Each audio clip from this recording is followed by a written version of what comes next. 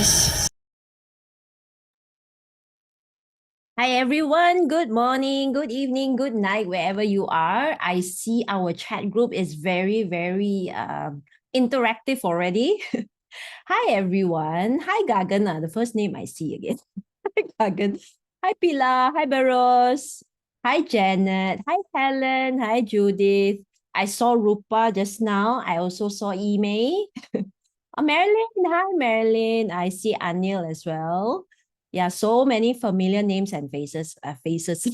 Feel free to turn on your camera, yeah, if you want to do that. Let me just do a few things. I mean, let me quickly set up my desktop here a little bit. Yeah, okay. Just want to make sure you guys can see me, can hear me loud and clear. Hi, Kelvin. Hi, Clara, Jenny, Norman. Hi, Phyllis. Hi, Vinya. Siska. Hi. I think I didn't see you for a while, Siska. Maria, Paula. Hi, Paula. Hi, Jake. Hi, Elvin, Nana. Also, many of you. Everyone very excited, yeah, tonight. Yeah. So you guys already, I believe you guys already found the webinar chat box. So in the Joey Up group, yeah, this is how we interact with each other, of course, when we're doing webinars. So feel free to type in whatever you want, except for a couple of things. You cannot spam, no hate speech. Everyone is very friendly, warm, and helpful here.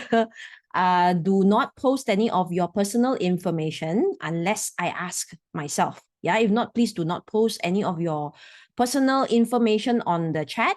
No self-promotion of any kind. If not, my team has actually been instructed to remove you from the webinar, and we don't want that. Okay. All right. First things first. Yeah, feel free to ask any questions. Yes, I have my awesome team here, Dennis and Ocean. Yeah, quick shout out to them. Yeah, for setting up today's session, today's awesome session. Yeah, and a lot of things and a lot of freebies. Yeah, the first one is the cheat sheet that you are getting. Most of you are getting. I just need you to be a bit patient with my team. This fantastic idea came from these two gentlemen themselves. Yeah, so the cheat sheet, they will be sending it personally to you. In case you didn't get it, just give them a little bit of time, because we're doing the webinar right now and we want to focus on that first. Yeah, but you can remind them a bit later on. Okay. All right. ST, I did not get it, but someone already sent it to you. Okay, fantastic. Hi, Alex. Hi, Armin. Theodora. Okay. So let me use this moment to just quickly also just do a quick recording. And I want to make sure you guys can see me, can hear me loud and clear. And you guys can use this time to, set up your system as well. Okay. All right. I think the team will be sending. I'm not sure via email or not. Yeah, maybe my team can help you with that. All right. Anything else? Anything else? Yeah, that's about it. And we can start. So today's session is how to boost your sales with Qimen. So it's a very interesting topic. And although I've done it before, the reason why, sometimes our previous students, they ask me, they said, Mindy, I thought you did this webinar before. Yes. I mean, and I'm doing it again because there's so much demand for it. And with each session, although the title is the same, I think you guys know that the content is updated. Yeah, at least it's updated content, and also something that you can use, yeah, in the next couple of months. So I even have my own sales team, yeah, listening to this today. They texted me a couple of days ago, saying, Mindy, I'm going to listen to to this webinar also and see what can I learn from it. All right. Okay, let me quickly bring up my slides. All right, just give me a moment, yeah. Every time I do this, my screen closes my chat box. I just need to make sure I can still interact with you guys. So feel free to type in anything, yeah. And I know that a lot of you here can be really new, yeah. You guys in here, yeah, range from really new in Qimen to our seasoned practitioners. All right, our seasoned practitioners are also in here. So I don't want the newbies to feel like you are left out. So feel free to ask any question. there's no such thing as a dumb question in my class, yeah, because we are all learning. And sometimes we are so preoccupied with the advanced stuff that we can forget easy fundamentals that suddenly a newbie can bring up. Yeah, so feel free to ask anything. We are a very warm community here. Yeah, so even if I don't answer you on the spot, I believe I do have some of our esteemed students, yeah, who can help you out with it. Okay. All right. Let me just see. Okay, great. So let me move on. Okay. So again, welcome to Boost Your Sales with Qimen. Yeah. So my name is Mindy Yoong. I am a consultant, coach, and instructor with the Joey Up Group. Okay. So I'm just gonna do a very quick run through, just to get you guys to understand why I'm doing this, or to create a bit of credential.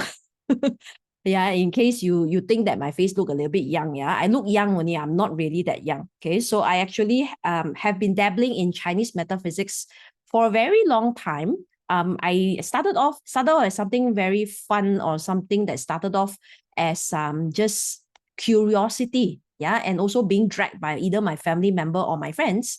But it easily became an interest when I went through my own downfall, yeah, about 13 years ago. So you see, I said here 12 years expertise in, I would say, Joey Yap's Chinese metaphysics.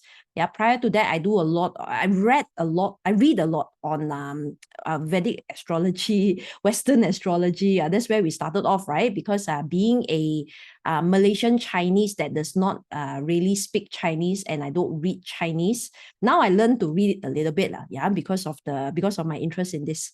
Yeah, but prior to that, the access that I have are only books that are written in English. Okay, so I had my own little downfall that is very, very tied to the bonus topic, yeah, that we were talking about today. Remember that I told you guys that apart from talking about boosting your sales, one of the important things that that I wanted to cover also is all the scams that we are going through, that we are experiencing, yeah, this couple of months. I don't know about you guys, but even in my own inbox, my own DMs, my own emails, my own phone, I see so many scams, yeah. So many is increasing. Like every day, I see at least 10, 5 to 10, like really a lot. Okay, so we need to be very aware, because sometimes these scams are so believable, yeah, that we don't know whether it's real or whether it's fake, right? So I was not scammed 13 years ago, yeah, but I went through a some level of dishonesty or mismatch of expectation, yeah, which caused me very, very big losses in my life. Yeah, you can consider I lost everything overnight, except for my family members, my support system, yeah, my extremely good ex bosses and my ex colleagues. Yeah, that's the only thing that I actually had. But other than that, yeah, I lost everything overnight. So I picked up Chinese metaphysics seriously from that point on. Yeah, because I wanted to understand, I wanted to know why, and I just wanted closure, first of all.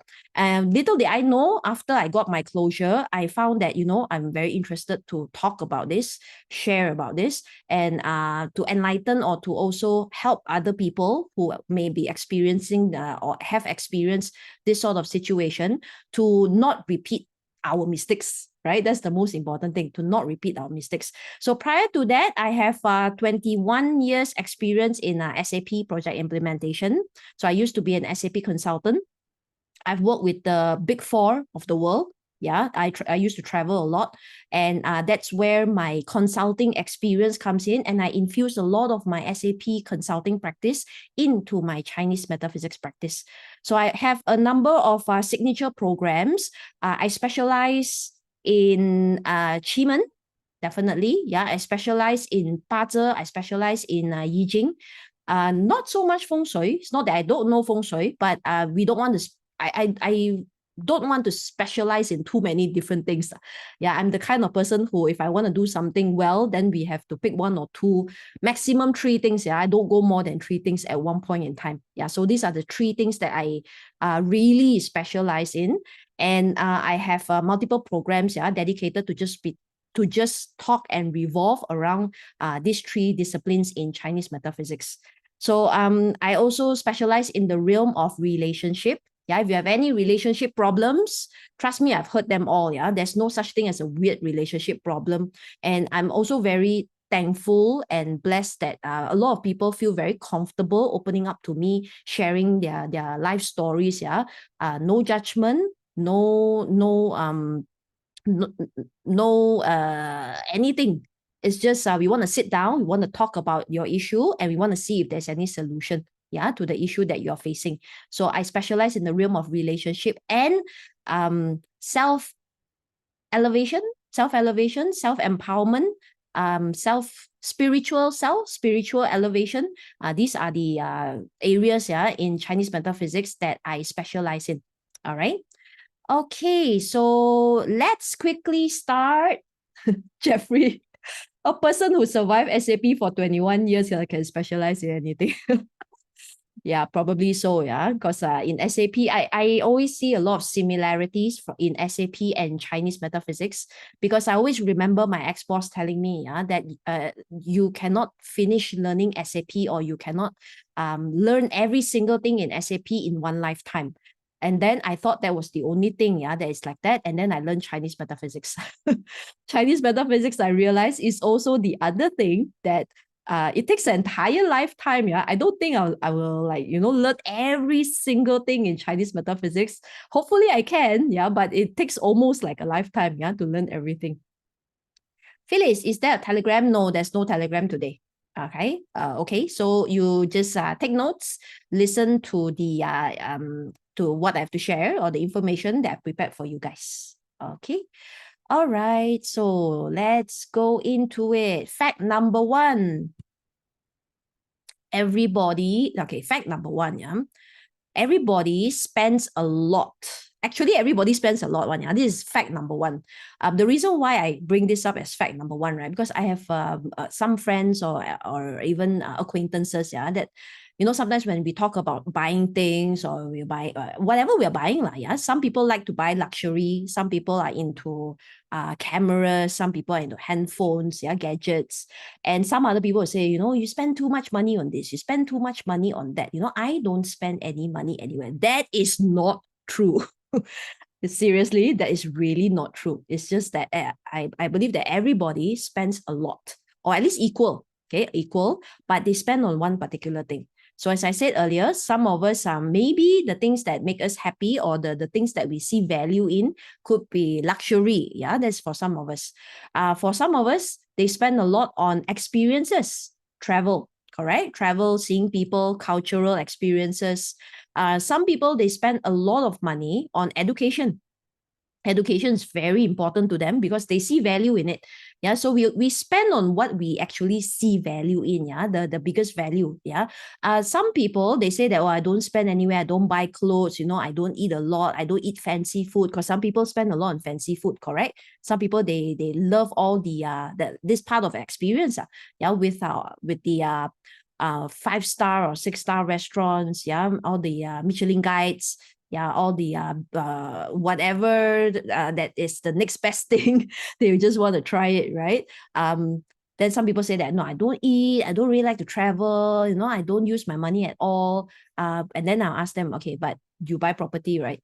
You invest, correct? You spend a lot on investment. You spend a lot on buying property, correct? And then they're like, oh, yeah, I spend my money on that. Okay, their assumption, yeah, is that one is more valuable and the rest is not valuable. Same goes with every other person's viewpoint, yeah, that it could be the education thing is the most valuable and everything else is not that valuable. Yeah, so this is very subjective. Yeah, so at least we know that everybody, as long as we are living on earth, we spend, definitely. Yeah, and we spend on, most of us spend particularly the most on one thing that we see value, or the one that we are most passionate about. All right. Okay. So guys, don't worry about the cheat sheet. Yeah, you will come. It will come with a bit of patience. Okay, so I just want you guys to focus on the session first. My team needs some time because right now they are here assisting me. Okay, so they can't send you the cheat sheet. They're not allowed to send you the cheat sheet right now. They are here. They're supposed to be assisting me. In this 2 to 3 hour session, and I'll get them to send it to you later. Yeah, all right.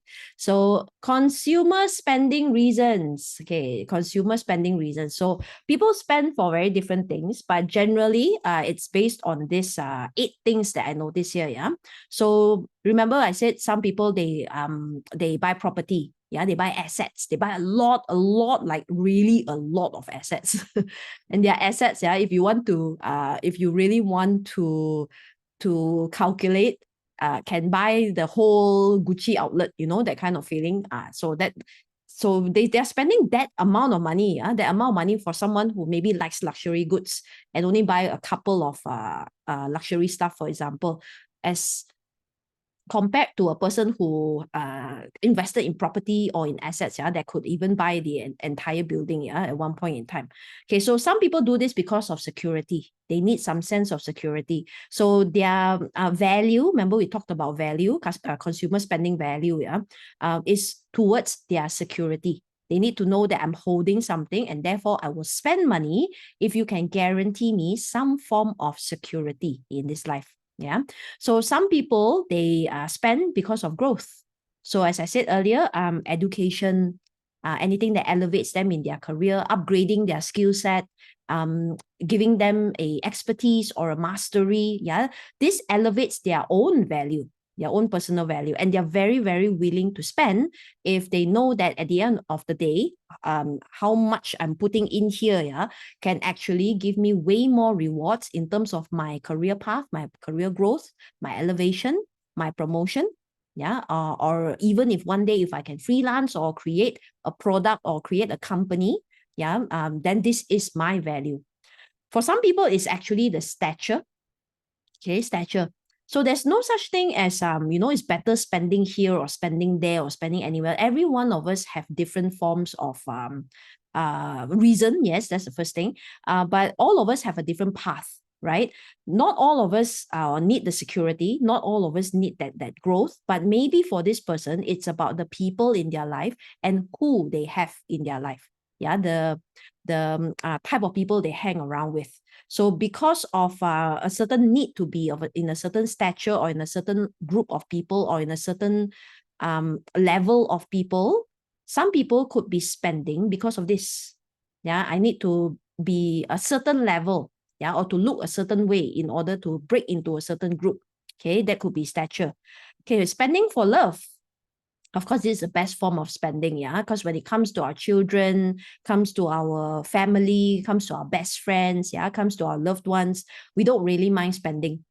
How many of you here, right, you buy really expensive things for your family members, which you would not buy for yourself? Right? Buy for other people, never mind. It's like, just buy, yes, eat, buy, whatever it is that makes other people happy. But when it comes to yourself, you'll be like, no, I'm fine, it's okay. I'll just, simple food will do, anything simple will do. Yeah, so we actually spend out of love, out of love for the people, and we just want to see other people happy. Yeah, Ocean also. All right. Hi, Mac. Okay, so we spend because of celebration. Okay, this one is very well known.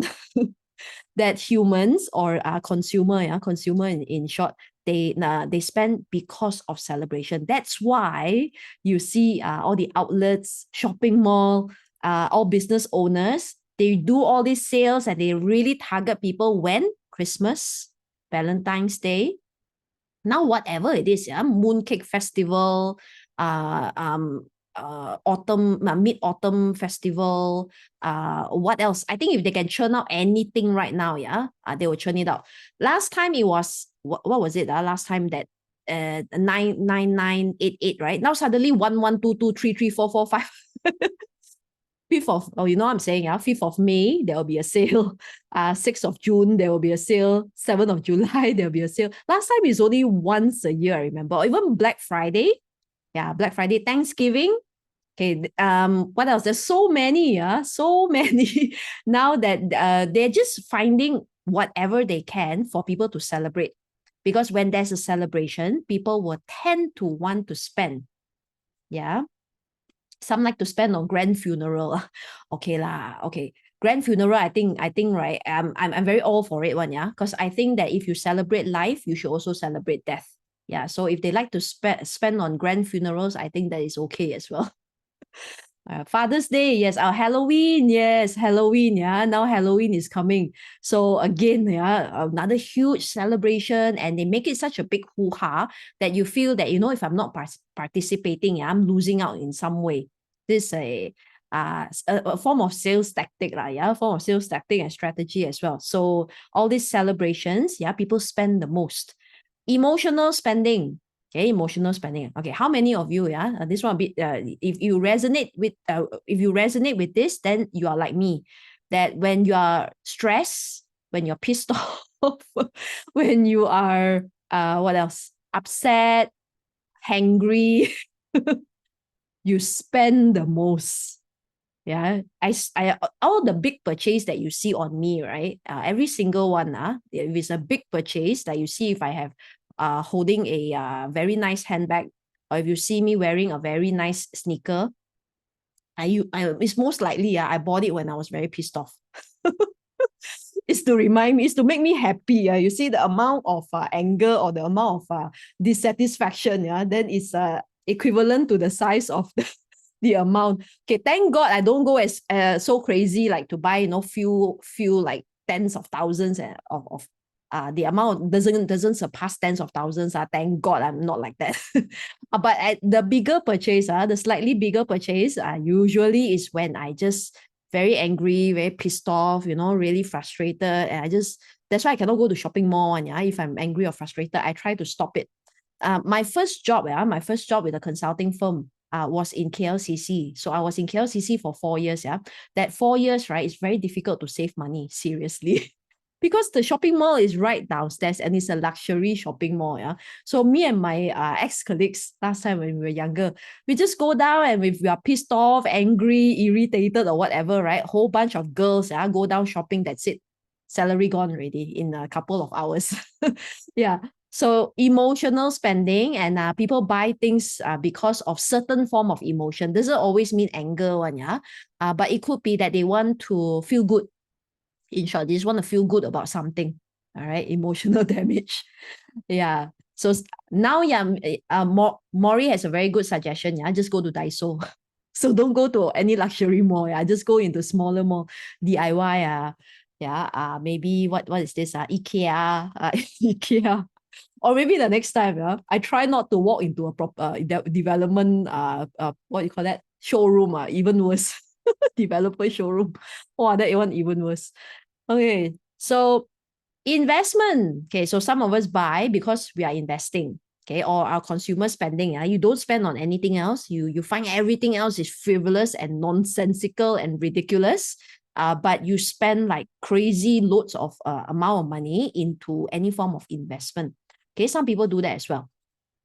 Investment does not guarantee return. Okay, but because I have seen some of my friends who invest, then they do really well. But after that, they do really badly, and then they do really well again, and then they do really badly. Yeah, so this is almost partially like gambling or going to the casino.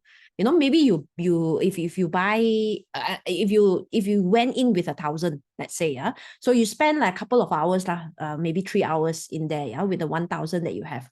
You win some, you lose some, you win some, you lose some, and then suddenly when you leave, right, you look at it, $1,020.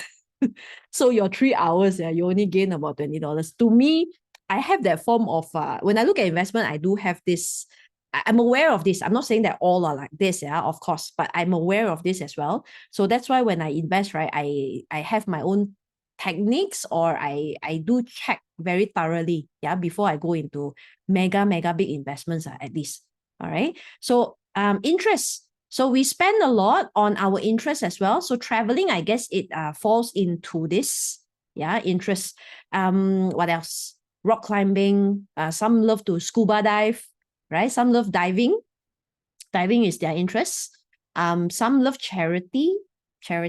Maybe they spend on that, Maybe all their money, not all, but a huge chunk of their money actually goes to a charity foundation, goes to something that they really believe in. yeah, something that catches their heart, yeah, or catches their need to feel the feeling of wanting to contribute, yeah, back to society. This one also falls under interest, correct? Yeah, some people actually do this a lot. I think I read in the Facebook today, yeah, that what's his name? Does he have an English name? Chow Yun Fat. Chow Yun Fat. Does he have an English name? Anyway, he has 3.3 billion worth of asset. So it's only him and his wife, yeah. So apparently he said he's giving most of it, like, if I believe so, yeah. A lot of it, a huge chunk of it, he says he's giving out to people. Yeah, his wife donated their 3.3 billion. I don't think all, yeah, I don't think it's all, but 3.3 billion is a lot of money for two person, yeah, to actually spend. So they gave a huge chunk of it to charity. So sometimes people do this, yeah, hopefully to the right charity, because even charity organizations, yeah, they are good ones, they are not so good ones. There are some that the intention, yeah, is a bit more pure and more clear cut, and some not so clear cut. This is where it's getting very confusing, yeah, when we move into period 9, which is what we're getting at. Yeah, when we move forward to period 9, yeah, because this keyword here, period 9, is a huge buzzword in the metaphysical or energy world, because in Chinese metaphysics, the energy form, yeah, is the range, yeah, is in 20 years. So every 20 years we change a period.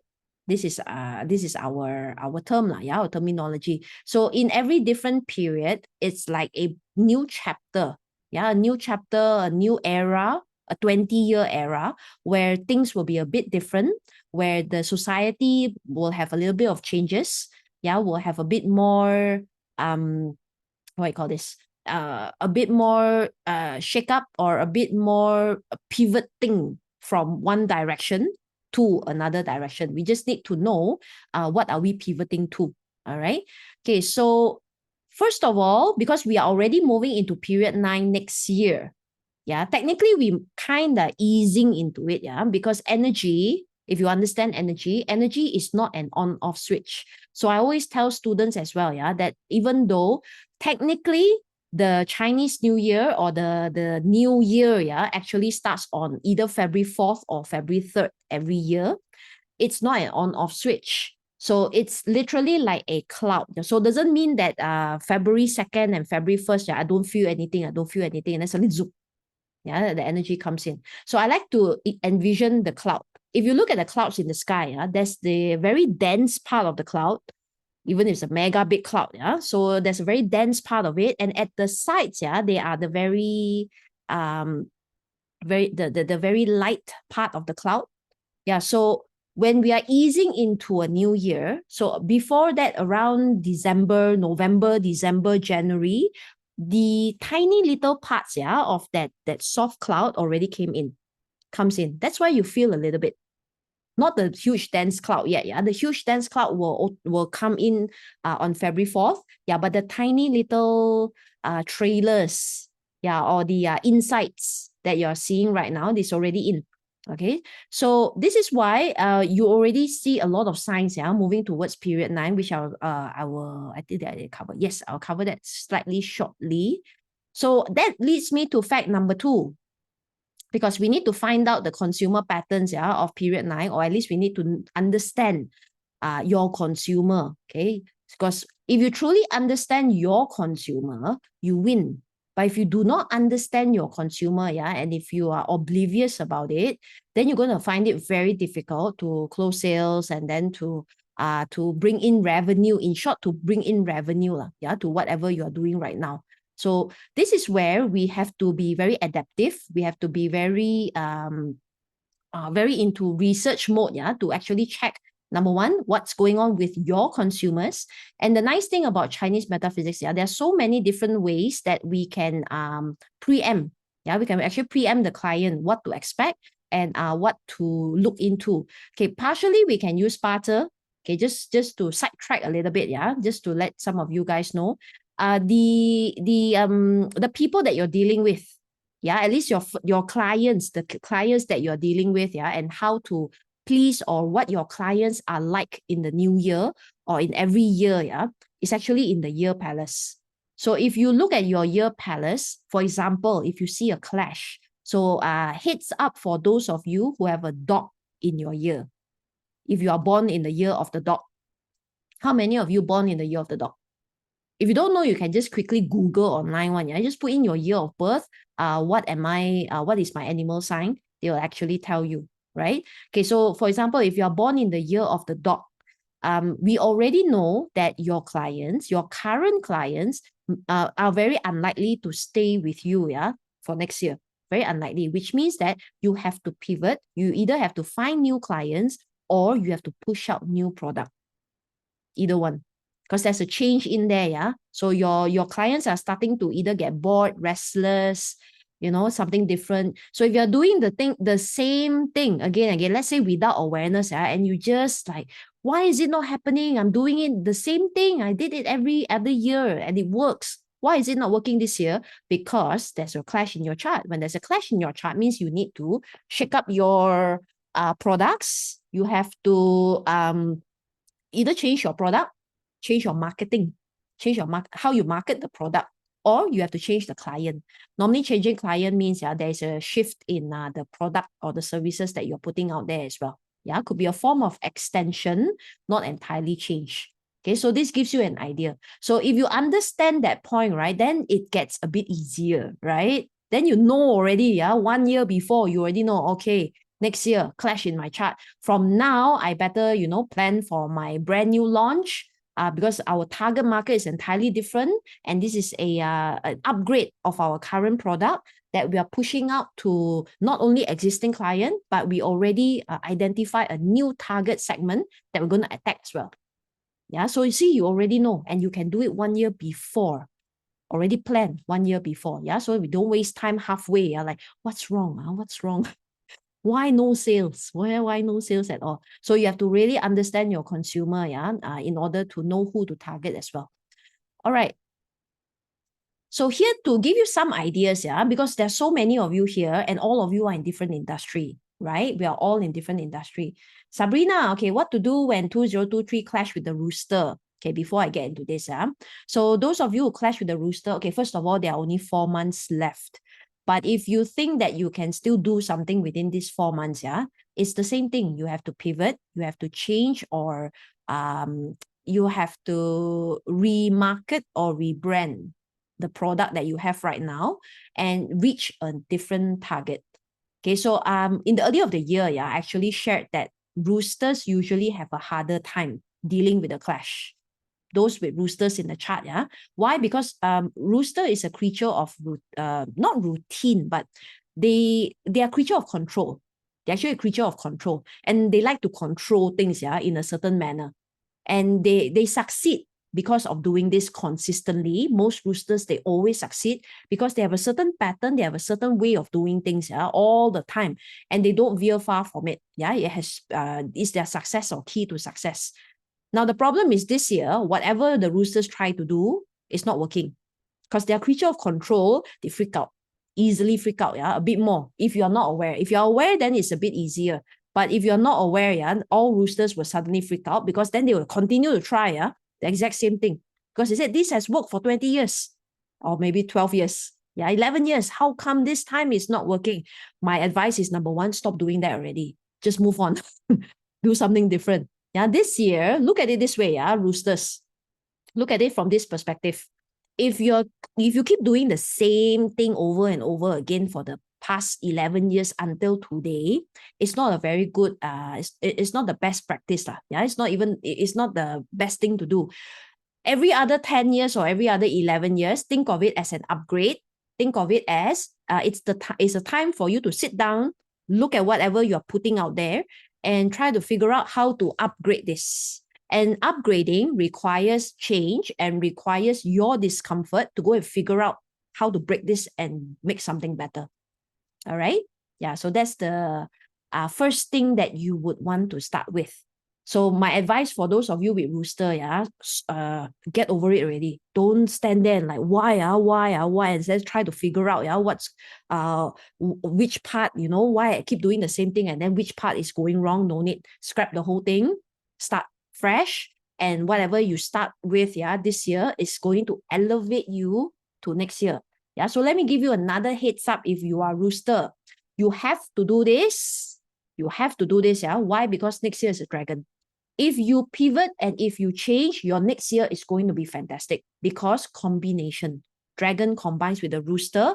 If you change and pivoted, yeah, you will be the first one to enjoy the advantages of next year. But if until now you're still scratching head, yeah, okay, now still okay. But if until January, you're still scratching head and you still don't want to break out of that, right? When you move into the dragon year, you are slower than other people. Okay, so this is why I need all roosters. Yeah, just forget about that analyzing part. Just create something new. Okay. All right, let's go back to this. So consumer pattern, what are people buying more recently? Okay, this is a generic research, yeah, and of course I didn't do it myself. I took it from McKinsey. Okay, McKinsey is is one of the biggest consulting firm, yeah, one of the biggest business consulting firm. Okay, so according to McKinsey and Company, so they actually did this research for 2023, you see, share of respondents are intending to splurge in 2023 by spending category. Okay, so of course, this one is in the US, yeah. They only did it in, let me see, is it in the US? Yep. Sample in US, general population, age 18 plus and above. All right, but I think this gives us a general idea, yeah. I'm not saying that we are following that all of us will follow the US, no, yeah. But this will give us a general idea on the spending pattern of everyone else. It might fluctuate a little bit or change a little bit depending on your country, yeah. But I think we can use this as a general figure, yeah, or a general idea. Okay, so I was surprised as well because I thought, okay, groceries, we know that is up there because basic necessities and all these things, all these daily needs, yeah, we can't run from it. So people will still splurge and people will still spend on it. Okay, but the thing is, people are splurging. Yeah? The key word here is splurge. I'm not spending or buying out of necessity, Splurge means that I'm buying way above my means in these areas. So I was pretty surprised to see that number one is actually restaurant. Yeah, restaurant. So I was telling my other half also, I was very surprised. I told him to guess, what's the first one? And then he said travel, or all these grocery or daily necessities and all these things. I said, no, it's restaurant. So I said, so he said it's not surprising, yeah, because he said that, maybe people are so busy nowadays, yeah, and doing too many things at one time where cooking at home may not be the in thing, or might not be something that they are doing so much anymore, which is ironic, because I keep hearing, I hear people say things like, I'm going to cook at home, I'm not going to eat out so much. And then when you look at this spending pattern, yeah, restaurants is actually number one. Yeah, Paula, that's where most of my money go. Yeah, mine as well. I eat out all the time, yeah. Okay, because even from a very young age, some of my friends or in my country, yeah, I believe a lot of your parents or your mother would cook, yeah, have time to cook. But my mom is a working mom. Okay? I have a working mom and a working dad. So they cook when they have the time, of course. But most of our dinners, yeah, even from a very young age, I've been eating out for ages already. So I'm very used to it. And of course, if you don't have enough time, yeah, this will be the one thing that you'll be doing. So restaurants don't complain. You see, actually, people are spending a lot of money and splurging. They're willing to splurge on food. So now I think the only thing you need to do is you just need to find your niche, your specialty. If you're a restaurant owner, yeah, you just need to figure out how to capture your market. Yeah, I guess. So of course, it's very difficult for me to drill down, right down to detail, yeah, or create a new croissant, create create a I don't know, a new bingsu, yeah, or create some new udon or something. Yeah, but you have to figure out what is the niche in the your the niche or the type of taste, yeah, that your clientele usually has, and you should capitalize on it. I have a franchise. There is a niche in F&B market. Yeah, really, really good. Okay, good to be in F&B market. Okay, people want to feel good, pampered. Yes, Siska brought out a very good I mean a very good focus point, yeah, because generally whatever we see here, which we look at it further, people are spending, yeah. Number one reason is people just are very willing to spend just to feel a bit better, feel happier, yeah, feel that they just want to eat better, enjoy life, like in short, they want to enjoy life a little bit. Okay, so groceries is number two. Travel is actually number three. This one I'm not surprised. I actually thought travel was number one because I see a lot of people, yeah, traveling like crazy. Airport is really, really packed, even though the price of the flight, the price of your flight, yeah, is crazy high. How many of you, been traveling recently, yeah, and you realize, right, the flight charges, oh my God, yeah, the airports are a zoo. Yeah, it's very expensive, the flights actually. Yeah, but a lot of people are traveling, so it's ironic. Okay, apparel is actually after that. Beauty and personal care, footwear, okay, out of home entertainment, electronics is actually way below here. Okay, this one I'm a bit surprised because I find that people buy gadgets, handphones, especially handphones, yeah. The handphones industry, they know it. That's why every other few months they rotate, yeah. You see 1 month, Samsung will launch their product. 2 months later, Apple will launch their product. You wait another 2 months, I think another mobile phone, yeah, mobile phone maker will launch another product. So, and people just keep buying. Yeah, people can just keep buying and buying and buying. So electronics, I'm a bit surprised that it's a little bit low. Okay, but anyway, home goods, yeah, home goods are seeing a decline. Okay, jewelry and accessories, I guess depends on whether it's investment or not. Yeah, I do see people buying gold, but if you're saying accessories and all this, yeah, probably a dip in it. Okay, fitness. Okay, fitness is true. Yeah, even from my fitness friends, yeah, or my studios that I used to go to, there is a slight dip, yeah, in fitness.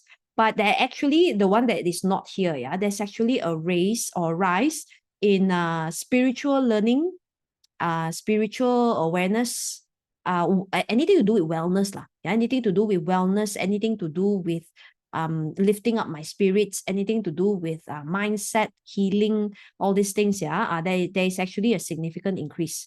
Vehicles, okay, vehicles is way down here. This one is true. Vehicle really dropping.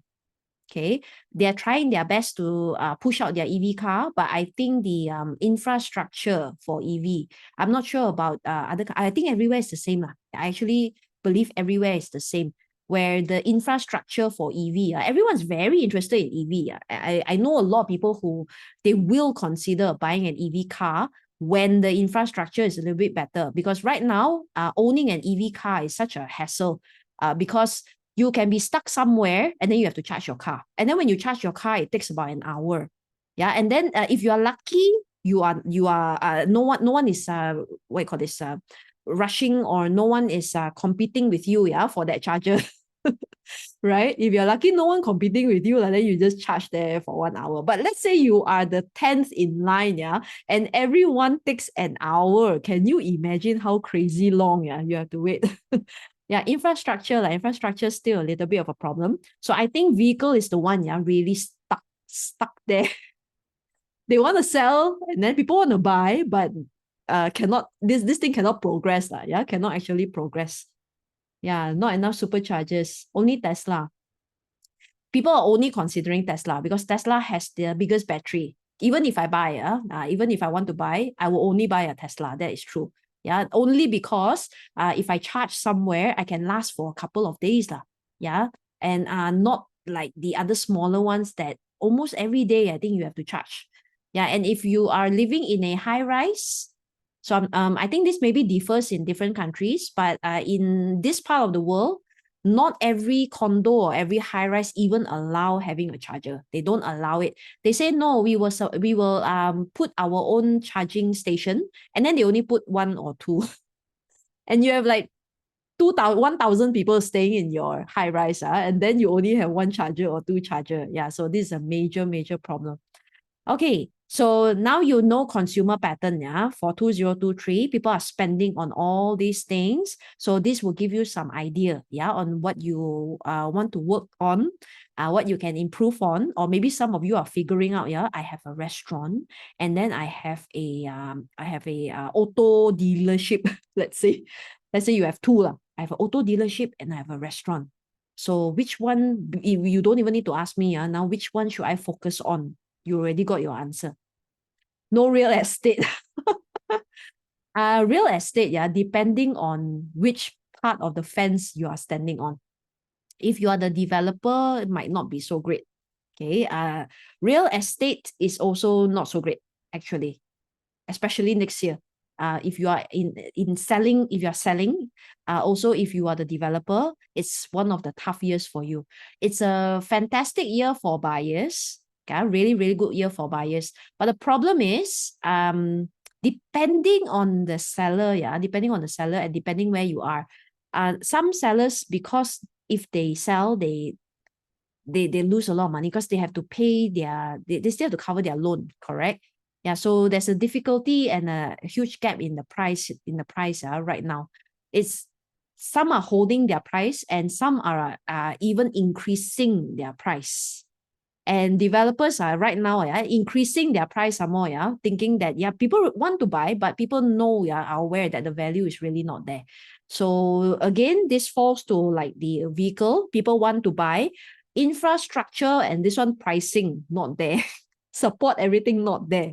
So another deadlock, because want to buy, but I don't want to pay you this amount of money. Because for example, like now I'm in Ipoh. I like to look at properties everywhere. Yeah, it's something actually I like to do as well. So there are some properties here, imagine in Ipoh, that can cost between 3 million. Yeah, 3 million. I saw the other day, someone posted semi-detached. Okay, area okay lah. Yeah, okay area. Semi-detached house, 3 point something million. And I was like, 3 point something million, I would rather buy KLCC pavilion, one of the pavilion. At least when I wake up, I'm looking at the Twin Tower or I'm looking at the KL Tower. 3 point something million. Yeah, or even 4 point something million. So the pricing, sometimes can, you be like, okay, it's not something that I might want to, put my money in, because the investment is no value for money, you see, at the end of the day, value for money again. Okay, so let's see. Property investor. Yeah, property investor is okay lah. Yeah, it's a good time to spend. So I think you just need to find better places lah. You have to do your own research. Yeah, you really have to do your own research, and you have to talk to a lot of people, do a lot of negotiating. Yeah, later on, maybe we use all these good dates, to negotiate and see if we can find a better solution or a win-win lah. At least, that's the best win-win solution. Okay, so even travel, I just wanted to show you this one. Yeah, you see, more jet setters are planning to up their spending. So this is another study done by GWI Travel. Okay, GWI Travel, more jet setter planning to spend, to up their spending, and 40%, will say same as what I usually spend. 34% is willing to spend more just to travel, and only 25%, say I will spend less. So if you're asking whether there's money and people got money to spend or not, I think you already got your answer. So now it's just a matter of how to find these people, how to tweak your own industry or in your own business, to fit the needs and the value of these people. Next one, you see, this one again by GWI Travel, most one value for money, not the cheapest option. So you don't need to always be the cheapest option. Yeah, people are not looking for cheap. This is the study done by them. And this one is by 14,000 vacationers from 10 different countries. So this is not just in US, yeah. This study is not just only done in US. It's done in 10 different countries, yeah, that says that they want value for money. They're not necessarily looking for cheap things. Okay, so this is for travel, but I think this extends to everything. Yeah, everything that we are, if you're a business owner, something good for you to take note also. So you might want to bunk up your own value, or the value, bunk up the needs for your product. Yeah, and why we should buy a product, and why your product is way better than your competitors, or what's the value, yeah, that people get from you. You don't necessarily need to be the cheapest option. Okay. All right. So here, to sum it up, okay, so to quickly sum it up, so the consumer pattern, yeah, okay, basic consumer pattern would be usability. People buy because of the usability and the need of the product. This is the basic one, right? You buy something because you need it, or you buy something because you like the function, or you need the function, like a robot, what you call that? The robot vacuum, yeah, for your house, because it makes your life easier. Yeah, there's a robot vacuuming your home for you, yeah, while you are working all the time. Yeah, so the usability and the need of the product. Okay, consumer pattern, or people buy because of urgency. This is the second reason, urgency. Urgency means I need something now. I need something fast. Okay, example, it could be as easy as last time when we started off with the lockdown, yeah, everywhere, and we still need to continue to work. So the urgency of needing things like a monitor, a webcam, because we need to continue to work, right? Or your computer equipment, all these things, yeah. So urgency, because of the matter, created the need, yeah, for this product, and everyone went out to buy it. The different kind of urgency in period 9, yeah, is I want to buy the sold out Taylor Swift tickets. Urgency, yeah, because this limit, or this, it could be your Taylor Swift tickets, or it could be any limited edition item. Okay, nowadays people spend a lot of money on this one, yeah, and the market know it. That's why there's a lot of touts, or there's a lot of people who are very willing to queue up to buy your Taylor Swift ticket for you, and then later they charge you for it, because they know there is a market. Yeah, they know that there's a market of busy people who don't have time to go and line up like that, and very willing to pay maybe 2 times the price. They say, never mind, okay, for your effort, yeah, and for you queuing up overnight, I pay you another 500 extra, or your whatever you're asking for. Okay, so urgency of the product, yeah, Coldplay, yeah, any limited edition, even sneakers, or the recently the Blackpink the Blackpink Starbucks tumbler sold out like crazy everywhere. Yeah, the pink color one, the diamond one, that diamond one, I think in my country it was selling for 450 ringgit. If you could get your hands on it, yeah, because it sold out between 1 to 2 hours. The moment the Starbucks opened, yeah, because people came outside of the Starbucks. They sleep overnight, yeah, can you imagine, in Starbucks just to buy it. And you do see people selling it out after that. They sell between 800 to 2,000. Between 800 to 2,000, yeah, if you want it, things like that. So it's not just that, it could be sneakers, it could be some limited edition, what, I don't know, limited edition figurines. Yeah, important things. Okay, number 3, customer experience. Yeah, so sometimes people buy because of the customer, or they come back, at least they come back, yeah, because of the customer experience. I mean, I'm pretty sure a lot of you are like that, or at least I'm also like that, yeah. Like if I were to buy something, I mean, I don't go in expecting to be treated like I mean, we don't have to go in like a diva lah, get what I'm saying. But sometimes, once in a while, when we meet a very nice salesperson, and sometimes we just connect, and you just know that, hey, this person really nice to talk to, this person really understand your needs. And somehow being in there, yeah, you went in for shampoo, and then you came out with everything else lah, because the person is so nice, yeah, that you just like, okay, whatever else, just buy. Could be like that. And then you know that you will come back to the exact same shop to look for the same person because of the experience, right? Of course, value for money, we've been talking about that, yeah, from just now until now. Number 5, interaction. yeah, the customer experience lah, yeah, in short, had the happiness or the somehow the very smooth and very easy buying experience, no hiccup, no nothing. Yeah, the interaction here will be the salesperson lah, yeah, that you actually talk to. Yeah, for female, very easy one, you know. Female, if you go in, for example, you're looking for shoes. I remember there was one time, yeah, I went into Steve Madden. I love Steve Madden working shoes because they're very comfortable and they're very stylish. Yeah, so I always most of my work shoes are all from Steve Madden. If you heard of this brand before, okay. So there's this guy, this gay guy, who works in there. I remember going in, right? I was unsure with shoes and things like that, right? And he's like, you know, your type of feet and your type of clothing like this, yeah. And then he brought me all the shoes. I actually went in just to buy one black shoe, but because he matched with your look and everything, right? And then I'm like, oh, I want this also. And then sometimes he's also pretty good. I must say he's a very good salesperson because when you wear the shoe, then he's like, okay, you're already wearing this, right? Let me show you. Let me just throw in this bag here. You just hold this back. And then when you look at it, when you look at yourself in the mirror, that's it. When you will want that whole look. Yeah. So then you go out with everything, that whole look. Yeah. So these are the interaction, yeah, which actually makes you buy more than what you went in to look for. And thoughtfulness. Okay, thoughtfulness here, yeah, why I put this up is I'm not saying that it's like a necessity that everyone must be thoughtful or anything. Of course, it's nice, but the point that I'm putting in here, yeah, is that the small little things, yeah, actually counts.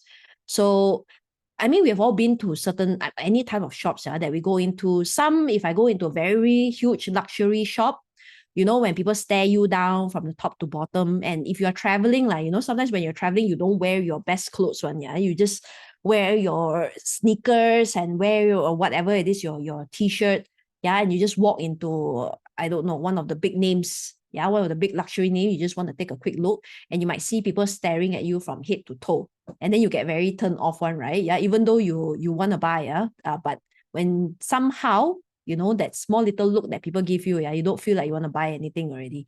So the thing is, what I'm trying to say is that maybe as a salesperson, yeah, we try not to look down on anyone, or at least we try not to let anyone feel like that. It's very important. Yeah, the reason is because it's not that, let's say for example, yeah, okay, for example, like the other day, I was talking about Tesla, right? And I actually went to look at a Tesla car with my best friend, yeah, she plans to get one. So when I was looking at it, and then this guy actually came to talk to us, talk to me, and then talk to my other half. So we always dress dressed down one, yeah, when we go when I go, especially if I go to this type of shop. I love to dress down, like as down as possible, and then just go in and observe people. Okay, so this Tesla guy, right, actually approached us and then really spoke to us. And then you know his sincerity, yeah, because number one, he's just like, come, I want to show you the feature of the car. Yeah, he didn't really bother about whether you're going to buy or you're not going to buy. Yeah, he said, sit down. Okay, you look at this, you look at that. And number one, he knows his product really, really well. Okay, number two, when he talks about the car, right, his eye shine, the light actually shines out of his eyes, which is a very nice thing to see, or very captivating thing to see when someone is talking about their product. Yeah, it's a very important thing to see. Yeah, so not only that, yeah, he actually gave us his time to talk about all this. And not just that, yeah, after that, he's just sitting there chit-chatting. You buy, don't buy, he doesn't really bother. Yeah, he's just like, you know, he's talking about other things now. Yeah, not even the car. So the idea here is that I'm not buying, definitely. Yeah, my best friend is considering buying, of course. But let's say even if I'm not buying, right, I have friends, right? I have family members, I have other people. And if I ever hear anyone who want a Tesla, right, that'll be the first person I think of. Because I know that, you know, if I talk to this guy, you know, this guy's so passionate, I'm quite confident that he'll give you a good user experience. Yeah, he'll give you the interaction that you need, or the value for money lah. Yeah, at least. So this is also very, very important. All right. Now, period 9. So I just want to give you a whole gist of all the research that I've done, because it's also for myself, because I need to know, right? I also need to know. I'm also doing my own studies. And technically what I'm doing today, I shared my own research with you, yeah, with all you guys, so that you can use it for your industry as well. Okay, so consumer pattern in period 9. Okay. Alex, okay, you should see how they acknowledge your presence with that look when you walk into the showroom. Yeah. Sometimes it's like that lah. Yeah, sometimes not everywhere. Okay. I realized that now this changed. Last time maybe a bit more. Okay, but now they are a bit different already. Even let's say if you're talking about luxury car, they know not to do that. They actually know. Yeah. But luxury goods, depending which one you go into, some can be like that. Some are not like that. Immediately, right? Even though I went in with the intention to buy something, I will actually not buy because I'm a consumer myself. So if I'm the best consumer myself because I'm only in direct wealth. I don't have direct wealth. That means I like to spend a lot of money, right? I like to spend a lot of money. I like to buy a lot of things, right? Especially when I'm pissed off. But let's say if I pissed off and then I go into one of these big name, actually I want to buy something right? And then they stare me down like that, I immediately go out and then I just take my money elsewhere, go to the next store, right? Okay, so in period 9, consumer patterns, that you are most likely to expect. Remember, we talked about period 9, which is the next 20 years. So I'm just giving you a overview of what to look for and the things that in period 9, people will be spending more on and most likely to splurge on. All right. Okay, number 1. Okay, EV related. So I just told you that at some point in time in 20 years, I believe all of us will be looking into EV, right? Any form of EV, like it could be a car, it could be a bike, it could be a bicycle, it could be the other day I was already looking at this scooter thingy. Not scooter thingy, you know, the thing that looks like a the carry-on luggage, but it's actually a motorized vehicle. Because that day I went into the terminal, the KLIA 2, right? And you know how far we have to walk. If nowadays I'm smart enough to wear my sneakers, and then I just bring my shoe. Back in the day, right? I just go into the airport with my heels, which is worse. But now that I see this thing, I'm very tempted to get one, so that I just sit on it and I just scoot myself all the way to the terminal. Things like this, So these are all EV related. All battery operated stuff, it could be anything. It could be your car, down to the bike, but down to everything. Okay, so these are the things that at some point in time, we'll be spending a bit on, or at least we'll be considering to buy. All right. Do they allow EV batteries on the airplane? I don't know. This one I have to check. This thought crossed my mind as well, but I didn't have the time to check yet. Before I buy. I also need to know if they don't allow me to carry on board, right? Then there's no point for me to buy it already. Okay, next one, technology and new gadgets. Technology and new gadgets. So this one continuously, we are always chasing the new iPhone.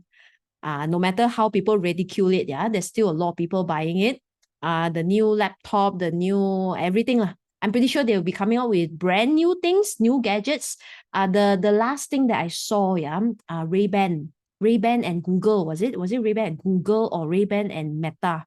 I think it's Ray-Ban and Meta, came up with a pair of glasses that you can, at the press of a button, right?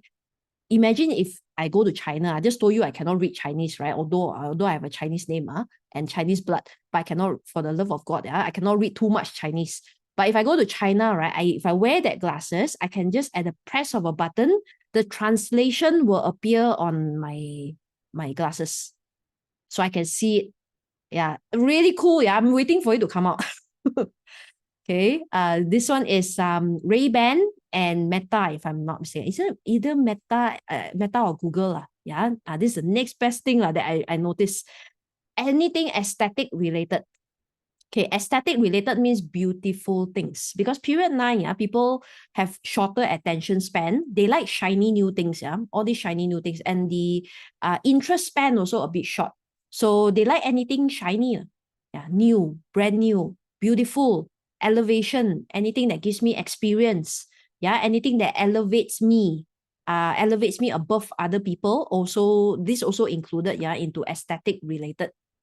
Okay, so aesthetic can also mean the actual body. So don't be surprised with a lot of plastic surgeries and beautification and all this new technology on your skincare and beauty and all these things. There'll be a lot. Okay, speed and convenience. So I just told you people want things fast. they're not so willing to like queue 10 hours for this, you know, and so inconvenient to buy your product, want to pay for your product, you know, still need cash, for example, and there's no other option. So it's very, very difficult, or you make things very difficult for people. They are very likely to, sorry, I'm going to move on and I'm going to go to the next store. Okay. All right. The next one, spiritual learning and growth. Okay, spiritual learning and growth. So I just told you this one is about learning. Yeah, this one is about anything to do with wellness, mental health, also in here. Yeah, anything to do with elevation, mind control, healing, all of them are in here. Okay, healing also falls into, I believe, health and cancer solving or cancer prevention. Okay, cancer prevention. This is a lot. This is a big thing in period 9 because with the food and the 5G and all this other technology coming in, right? Our body is deteriorating, or the cells in our body deteriorates a little bit faster or mutate a little bit faster, okay, compared to previous time. So a lot of people are trying to see how to better their health, how to prevent cancer and anything to do with health. All right. Okay. Let me see. Okay, Dennis. All right. Okay, so before, okay, let me see. Let me see. Okay, so I just want to quickly share with you this one. Okay, let me just quickly go. So how does Qimen Dunjia actually come into play with this? So I just want to do a very quick introduction before I go into Qimen Dunjia. I just want to let you know that, okay, at the end of today, this, of course, when I'm doing my webinars, I'm promoting my next course or my next class, which is called Mindset Revolution, empowering your subconscious. Because you understand why shortly, that how Qimen Dunjia comes into play, and also how we use Chinese metaphysics, to actually gain a little bit of advantage, into this. Okay, so we need to take a very quick 5-minute break. All right, 5-minute break, and when we come back, we'll talk more about Qimen. All right, see you soon.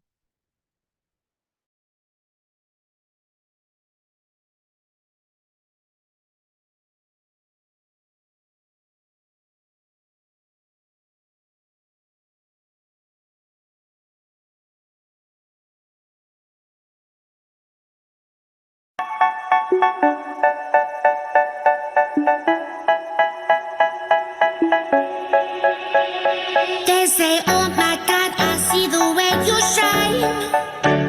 Take your hand, my dear, and place them both in mine. You know you stopped me dead while I was passing by. And now I beg to see you dance just one more time. Ooh, I see you every time. And oh my, I like your style. You make me wanna cry. And now I beg to see you dance just one more time. So they say, dance for me, dance for me, dance for me, oh. I never seen anybody do the things you do before. They say, move for me, move for me, move for me, And when you're done, I'll make you do it all again. I said, oh my God, I see you walking by. Take my hands, my dear, and look me in my eyes. Just like a monkey, I've been dancing my whole life. But you just beg to see me dance just one more time. Ooh, I see you every time. And oh my, I like your style. You make me wanna cry. And now I beg to see you dance just one more time. So they say, dance for me, dance for me, dance for me, oh. I never seen anybody do the things you do before. They say, move for me, move for me, move for me, And when you're done, I'll make you do it all again. They say, dance for me, dance for me, dance for me, oh. I never seen anybody do the things you do before. They say, move for me, move for me, move for me,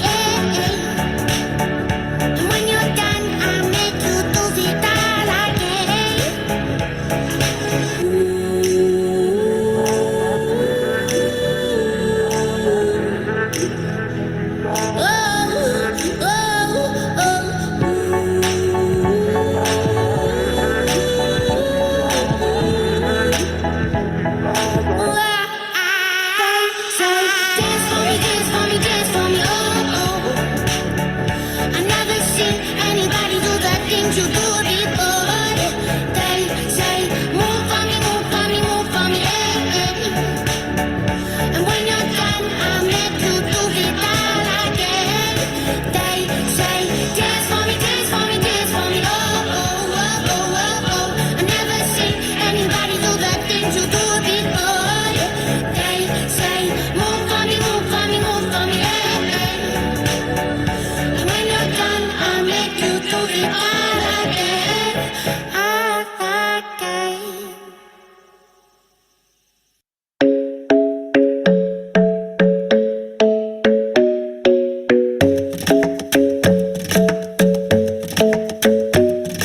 The club isn't the best place to find the lovers, so the bar is where I go. Me and my friends at the table doing shots, tripping fast, and then we talk slow. And you come over and start up a conversation with just me, and trust me, I'll give it a chance. Now take my hand, stop it, and the man on the jukebox, and then we start to dance. And now I'm singing like, girl, you know I want your love. Your love was handmade for somebody like me. Come on now, follow my lead. I may be crazy, don't mind me. Say, boy, let's not talk too much. Grab on my waist and put that body on me. Come on now, follow my lead. Come on now, follow my lead. I'm in love with the shape of you. We push and pull like a magnet do. Although my heart is falling too. I'm in love with your body. Last night you were in my room, and now my bedsheets smell like you. Every day discovering something brand new. I'm in love with your body. I'm in love with your body. I'm in love with your body. I'm in love with your body. Every day discovering something brand new. I'm in love with the shape of you. When we came, we let the story begin. We're going out on our first date. You and me are thrifty, so go all you can eat. Fill up your bag and I fill up the plate. We talk for hours and hours about the sweet and the sour, and how your family's doing okay. And even getting a taxi, kissing the backseat, tell the driver make the radio play. And I'm singing like, girl, you know I want your love. Your love was handmade for somebody like me. Come on now, follow my lead. I may be crazy, don't mind me. Say, boy, let's not talk too much. Grab on my waist and put that body on me.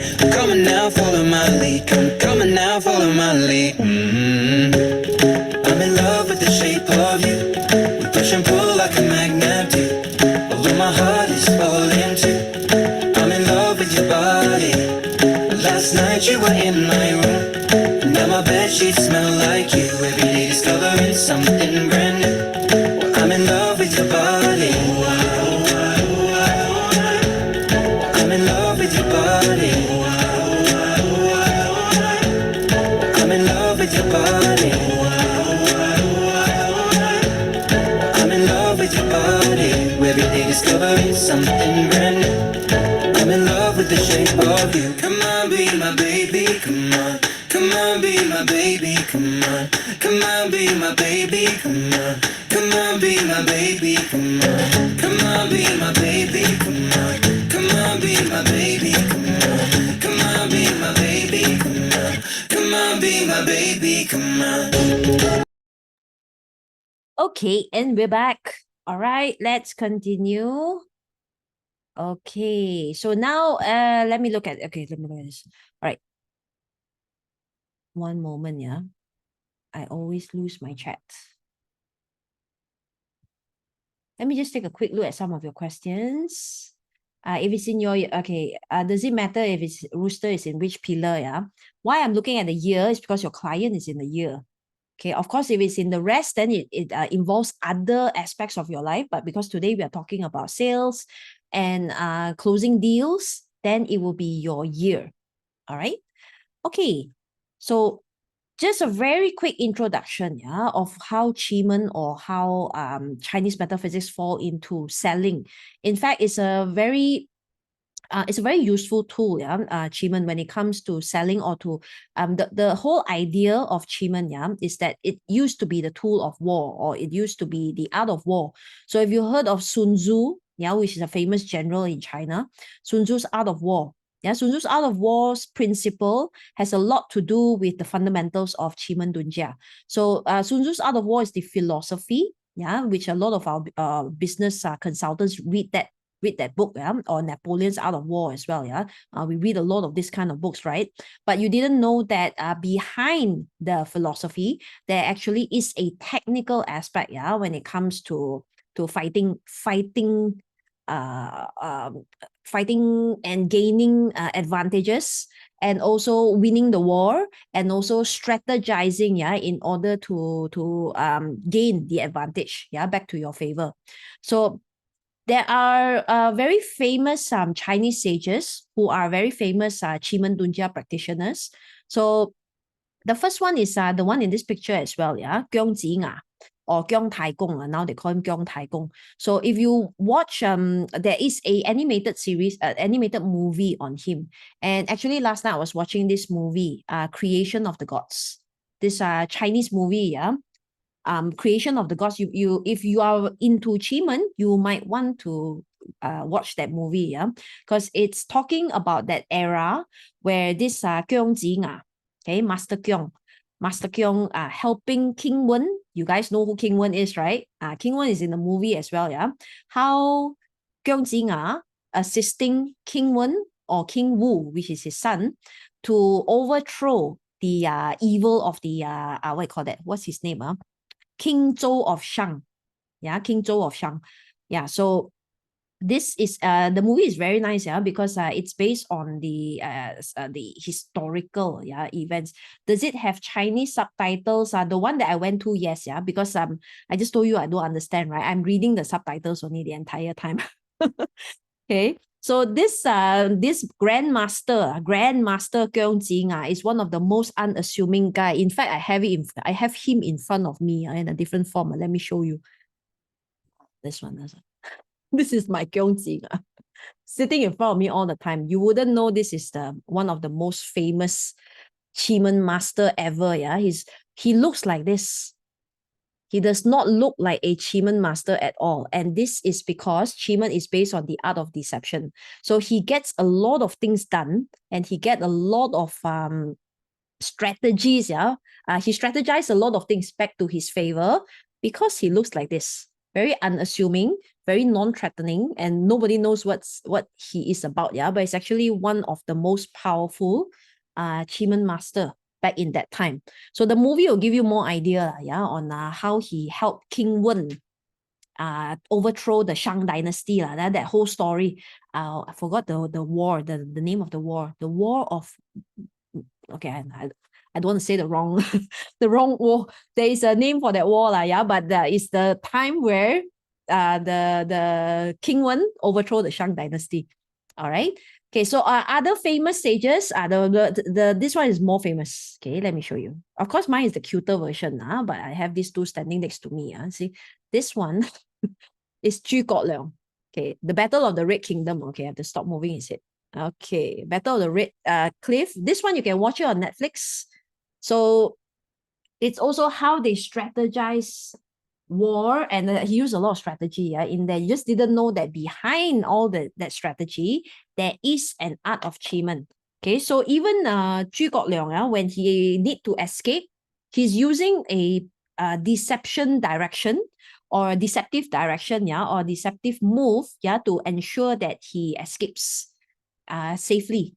All right, so these are all premeditated and pre-calculated, because these are the masters that have access to this information, this knowledge, this mastery, and also they have the access to the calculation and the formula on how to get all these advantages, or this formula that gains advantage over others.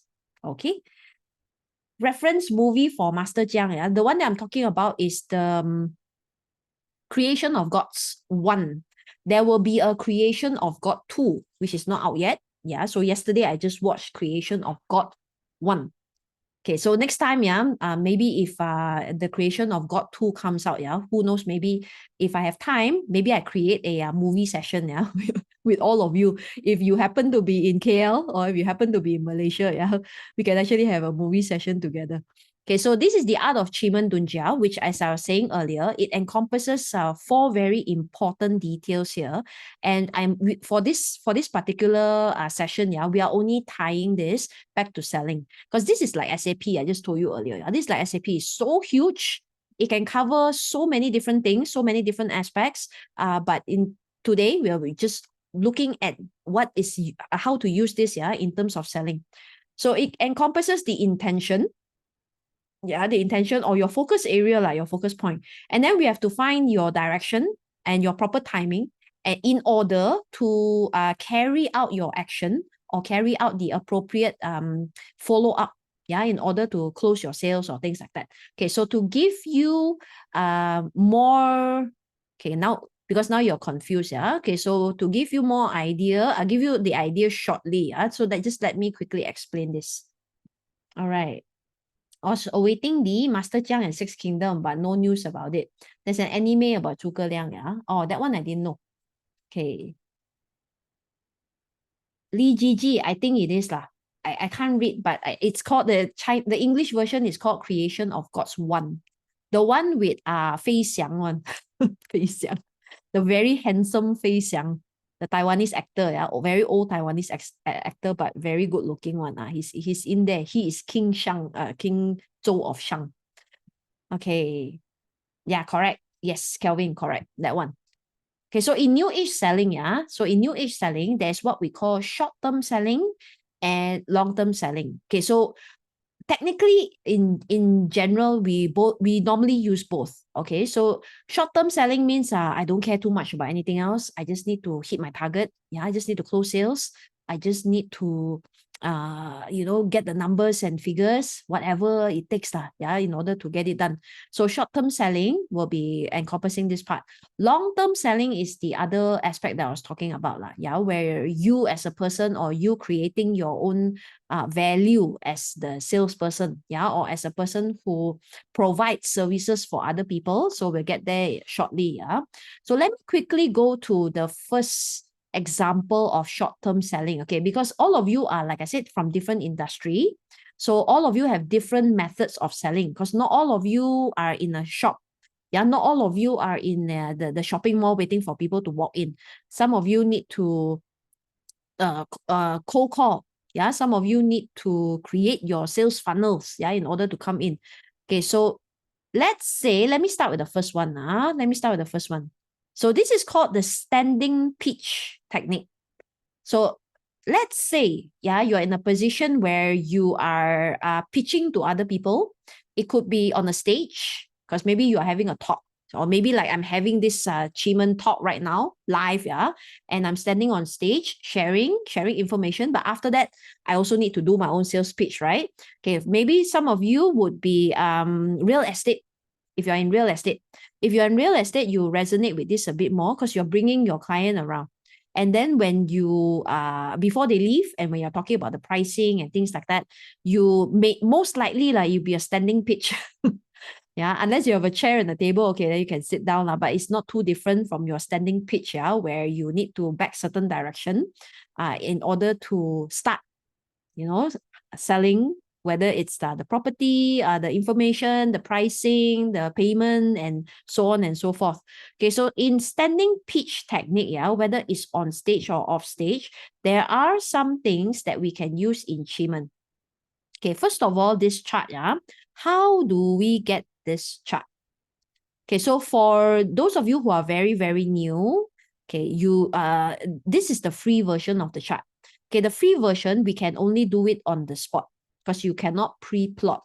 But our students, our Qimen students, we tend to pre-plot our chart so that we have an idea, clear idea, on what day to do this, and already know what direction. Okay, but sometimes, when we are doing sales, we don't have to be so rigid, and we don't have to plan to that matter, to that matter. Because sometimes it could be someone just walk in and you have no idea, right, when they're going to walk in. And the moment they walk in, you can quickly open up a chart. And from this chart, you can already know your backing direction. And there are 1, 2, 3, 4, 5, 6, 7, 8 boxes here for you to choose from. We just need to know which is the best direction for you to be standing in or for you to be facing or back facing. Okay, so this one very interesting. Seriously, it's very interesting. I've done this multiple times, even for relationship. You can actually do this, but I'll get there shortly. Okay, so let me show you how to get the chart first. Very, very quick one. Very easy. Qimen is very easy one. We just need you to use it only. Okay, where is it? Okay, you can see. So I just need you to quickly jot down QMA Tools masteryacademy.com. This one. QMAtools.masteryacademy.com. Bookmark this page. Okay, bookmark it. So I just need you to enter. And then you don't even need to log in. You see, don't even need to log in. I just need you to scroll. Ta-da! You have a chart. This is the current hour chart. Okay, so in Qimen, this chart lasts for 2 hours. So you have 2 hours to work your magic per chart. Okay, so sometimes your talk may be, your negotiation could last for a very long time. Maybe it's more than 2 hours, correct? Yeah, but if it's more than 2 hours, then the starting point is more important. Okay, starting point, more important for newbies. Because if you're a seasoned practitioner, you know how to move, then it's okay. Yeah, but if you are very new in this, the starting point is good enough. We start off on a good foot. All right. Okay, so this is the current hour chart. So let's say I want to do a standing pitch, or someone walk into your showroom right now at this very point, and then I want to talk to them. The first point of contact, right? That one is fine. This is what you need to do when you want to sales pitch. That means at the end of it, correct? At the end of it, So you can bring them, for example, okay, this is a property. So you brought them, okay, check out the property, Okay, after that, you must already know your direction and your orientation. So this one, I don't need to teach you. You need a compass on your phone, and it's better that you know the direction of your own particular showroom, your own office, your own shop. You should know the direction by heart. Ideally. Okay, so first of all, if I want to pitch, all right, I will be looking for only 4 type, 1, 2, 3, 4, 5, 5 type of deity that is more suitable to pitch, which is, okay, Nine Heaven, Nine Earth, Chief, Snake, Tortoise. All right. Yeah. Armin, yours is different, correct? Because my hour and your hour is totally different, as per what Teresa already explained. Because we are following your local hour. Remember the clouds I told you just now? The clouds, and you see the rain. How I know my country is going to rain, right, is sometimes when I have Singaporean friends and they say, hey, it's raining here. I know that in about 3 hours, the rain will come to KL, correct? Because why? The cloud takes time to blow to this side of the country, right? Yeah, so energy is the same thing, Energy is the same thing. It reaches a certain country first, and then by time zone, by this one follow time zone only. So by time zone, it follows, it goes to different country first, and then only comes to my country, and then after that go to your country. That's why it's different. So we cannot use the same thing one. Energy is different. The cloud didn't blow to your side yet, or the energy didn't blow to your side. Okay. All right. So the most ideal one would be 1, 2, 3, 4, 5, right? Okay, now we want to streamline a bit, streamline further. Okay, the nice star to use, I'll show you the chart again, later on, because I wrote it on the chart already. Okay, the nice star, okay, the star, this one is called star, just in case you don't know. The ones in the middle are called stars. The one that I just circled, are called deities. Deities. Okay, so the better star to use will be pillar. Where is pillar? Pillar, grain, ambassador, grass, hero. Okay, and then the best door. The doors, okay, doors are this one. This one below here. This one is called door. Okay, so door, best door to use will be open, scenery, live door. Okay, live door. All right. Okay, for newbies, maybe you don't want to look at the stem, but of course, if you can look at the stem, even better. So stem 甲乙丙丁戊 ah. So you don't know how to read Chinese, never mind. It's called 甲乙丙丁戊. Okay, 甲 is written here. 甲乙丙where 丙丁戊. Where's Wu? Okay, all the red ones. Okay, so now if you do a very quick look, which is the best out of 1, 2, 3, 4, 5 just now, yeah? Which one is the best? Okay, so we already know this one is not, yeah? Let me erase. Yeah. Okay, we already know this one cannot because only got 2, yeah? Only got 1. Sorry, only 1. So this one not nice. This one 1, 2, 3. Okay, no need. Okay, this one 1, 2, 3 only, no need. This one 2 only, no need. This one 3 only, no need. So left with 4 and 5. Okay, so now you have 4 and 5, yeah? So this is where Qimen comes in handy. Okay, number 1, we know this is the best. But sometimes, for some weird reason, if you cannot back face the south, okay, if you cannot back face, for some reason, you have a backup. So this one is backup. Okay, backup. Okay, but we all can see that the nicest place for you, the nicest palace, yeah, in order to conduct your pitch, most ideal one would be in the south, right? Okay, so what do we do right now? Yeah, okay, let me go back to, let me go back to this. Okay, never mind. I just draw it here, easier. Okay, so in Qimen, yeah, how do we do this? That's why I need you to know your direction because I need you to be, okay, when you're standing here, okay, client here, okay, client here. So you must be back facing south. So front facing is north. You got it? All right. Front facing is north. Back facing the south. Front facing the north. You got it? In Qimen, it's not like feng shui. Everything has to be back facing because it's the sitting on position, the sitting on a jaw.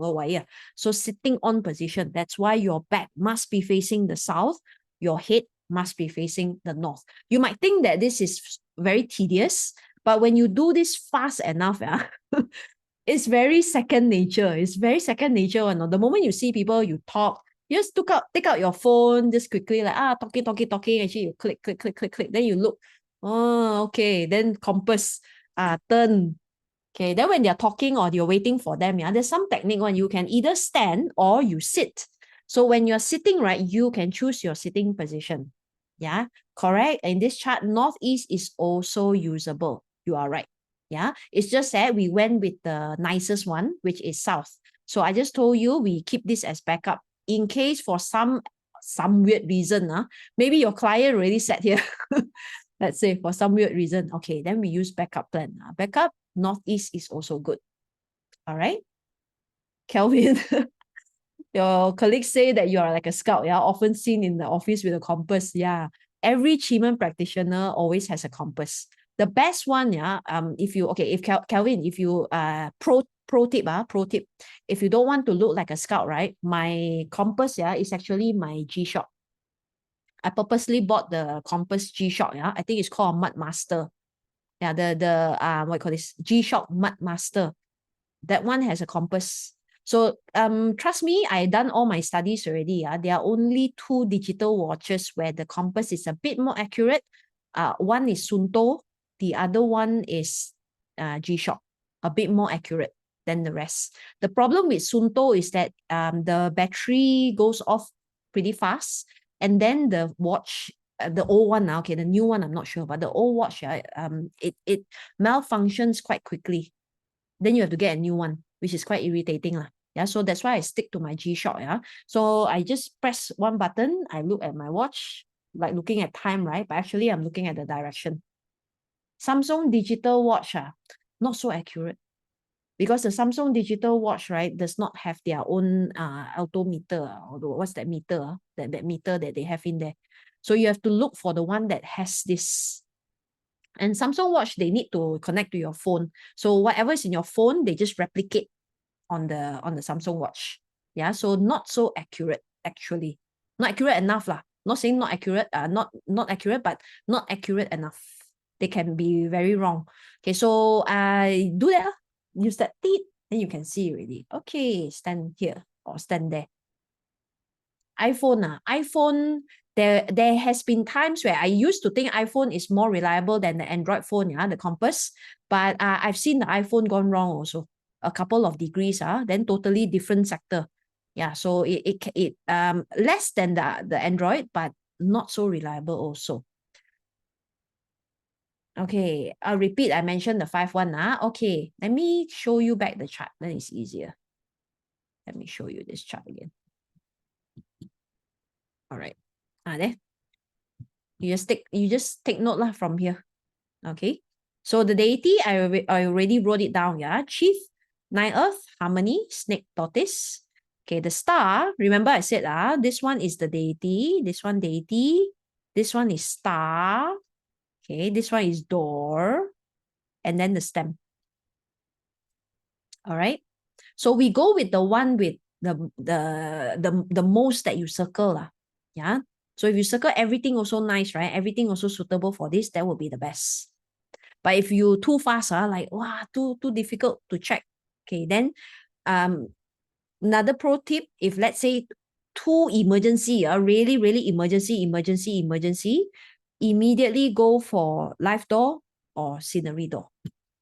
That means you have no time to check anything else. Then you immediately go with scenery or live. Okay. Okay, so because when we are pitching, especially on stage, on stage you don't really have a say because there's only one direction. But you can just, I think you can still shift around, but there are only 3 directions that you can use. If it's on the opposite side, then it's too bad already. Then you cannot use this. Okay, but if you are able to move around and you're a bit more mobile, this is actually a very nice thing to move around. Play with it. So you use, I mean, those of you who doing sales, when you have clients coming in, it's a very nice thing to keep yourself occupied, and keep yourself entertained also when you're looking at this, see whether it work, don't work, don't work. It's very fun. Okay, second of all, okay, second one is called the negotiation technique. Okay, negotiation technique. This can also be your interview technique. We call it, if you ever go for interviews, you go for interview, this is also a very good way, good thing to use. Okay. Let me see. Gagan, which one am I using? I'm using the G-Shock Mud Master. Yeah, G-Shock Mud Master. That one is quite accurate. All right. Spell the G-Shock near Mud Master. Mud. This one, Mud Master. All right. Yes. Okay. Correct. Yes, Mud Master. This one is a compass. Inbuilt compass. Is inbuilt. That's why you have to find a if you want it on your watch. You must find that it's inbuilt. If not, it's not accurate. Okay. All right. So this is a negotiation technique. Okay, negotiation technique means you have the ability to go and meet your client, go and meet someone, and you have the chance or ability to choose your seat before they come.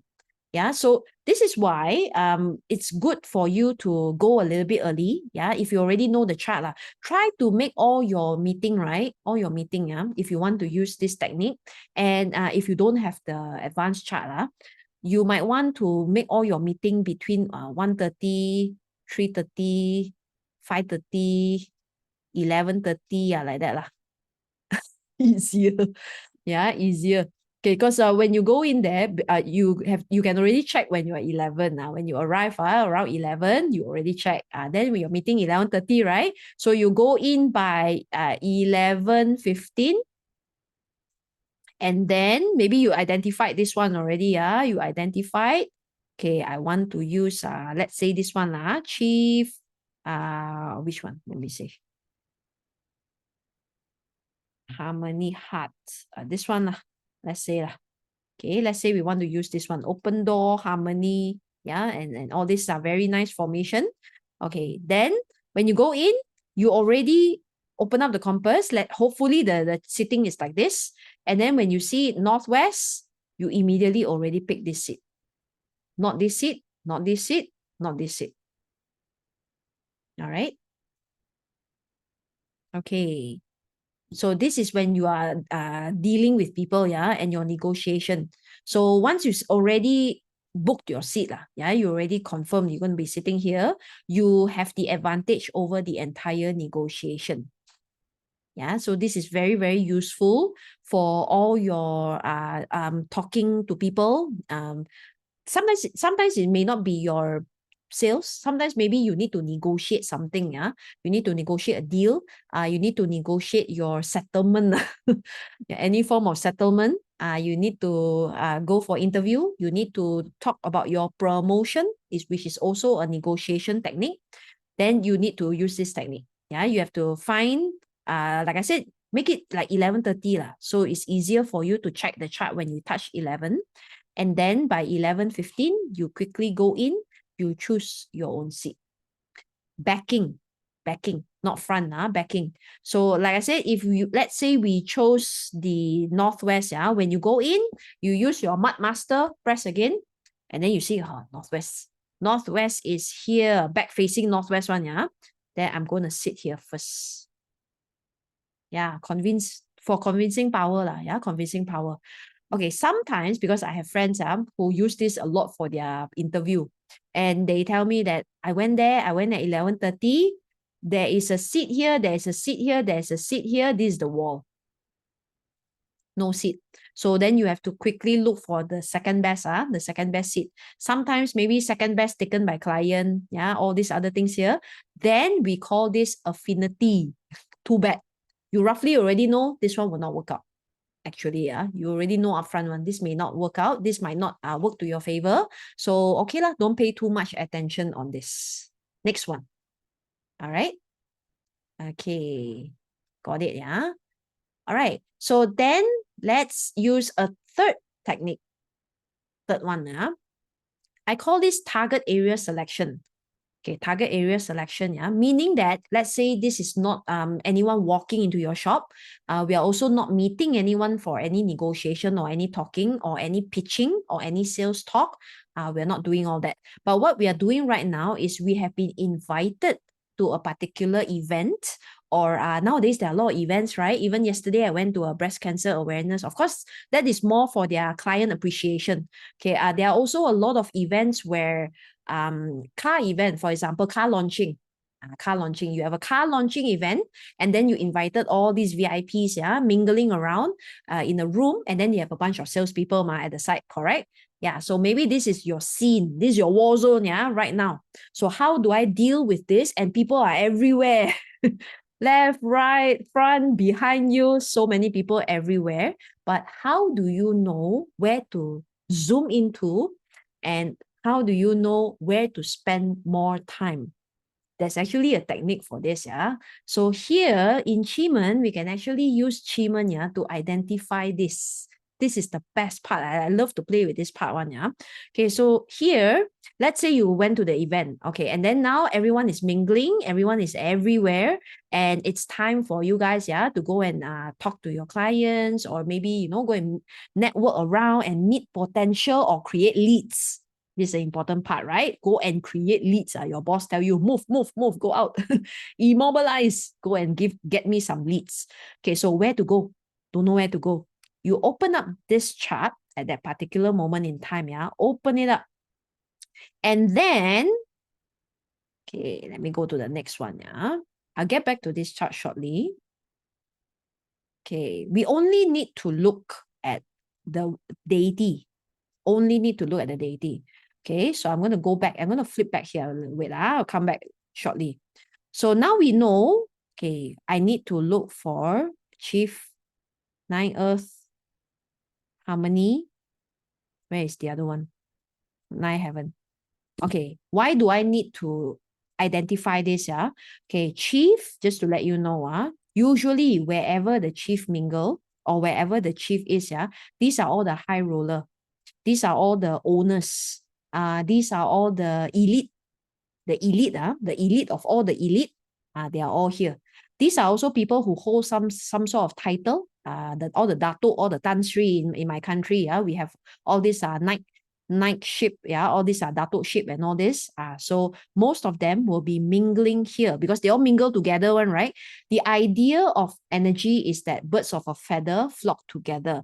Of course, it won't be like every single dato also in one area, correct? Every single tan sri also in one area. Yeah, it's unlikely. But at least the chart will show you most of the tan sri, if you spend longer time in here, they are more likely to cross this area.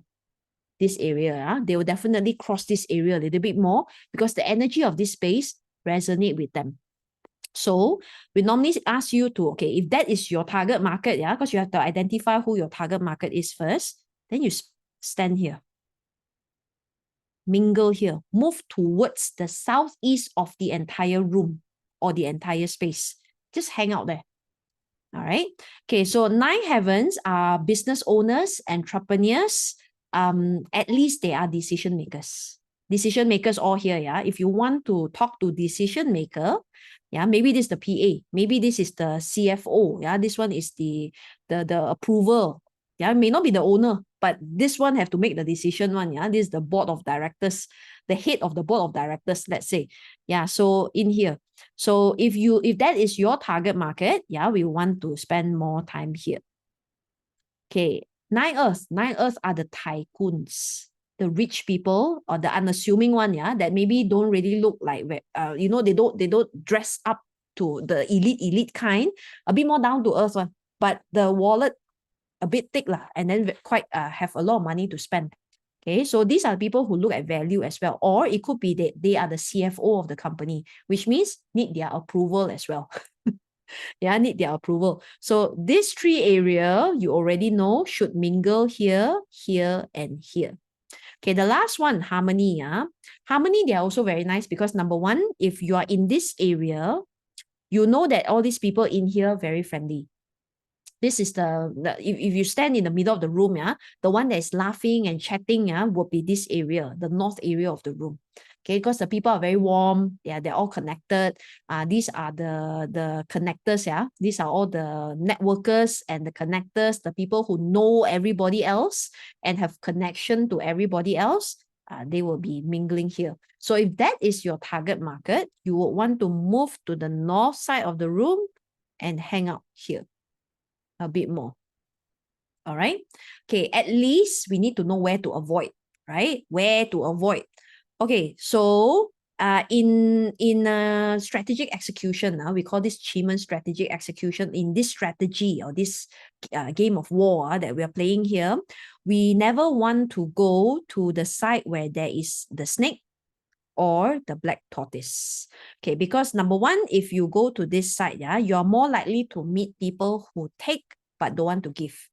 Can be freeloaders, can be people who take a lot of your time, but actually they have no interest at all. Yeah, people who try to take.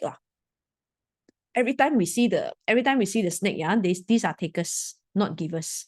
Okay, so if you are doing sales, then don't need to waste your time, correct? Straight to the point, don't have to spend so much time here. Or too much time here.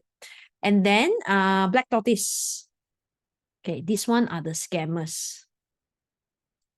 Or the people who look a certain way but are not. Deceptive, a bit deceptive. So we do not want to spend any time here because you're unlikely to close sales here. Very unlikely. Okay, so if your event lasts more than 2 hours, then you open every 2 hours, then you see where they shift. And then you continue to shift with it. Go around. So then you don't have to go all over the place. You don't know where, who is the target, which one has, you don't have to go blindly. That's what I'm saying. You don't have to go into this war zone here, with your boss breathing behind your back. You don't have to go in blindly. So at least now you know I'm only going to stay here. Because here 3 spot, 3 spot chances are higher rather than me standing here alone. The rest are not so great. Okay, so potential better up here. Make sense? Is this based on the center point of the location? Okay, so to make this easier, you try to always stand in the center of the room when you open the chart. You kind of, this one estimate lah, yeah, because you can't do proper measurement when you're in when you're in an event, right? So you just roughly gauge where the center is and you stand in the center. Okay, so when you're in the center, you open up the chart, you know which direction to walk to. And then you spend more time there. This way, much easier and more effective.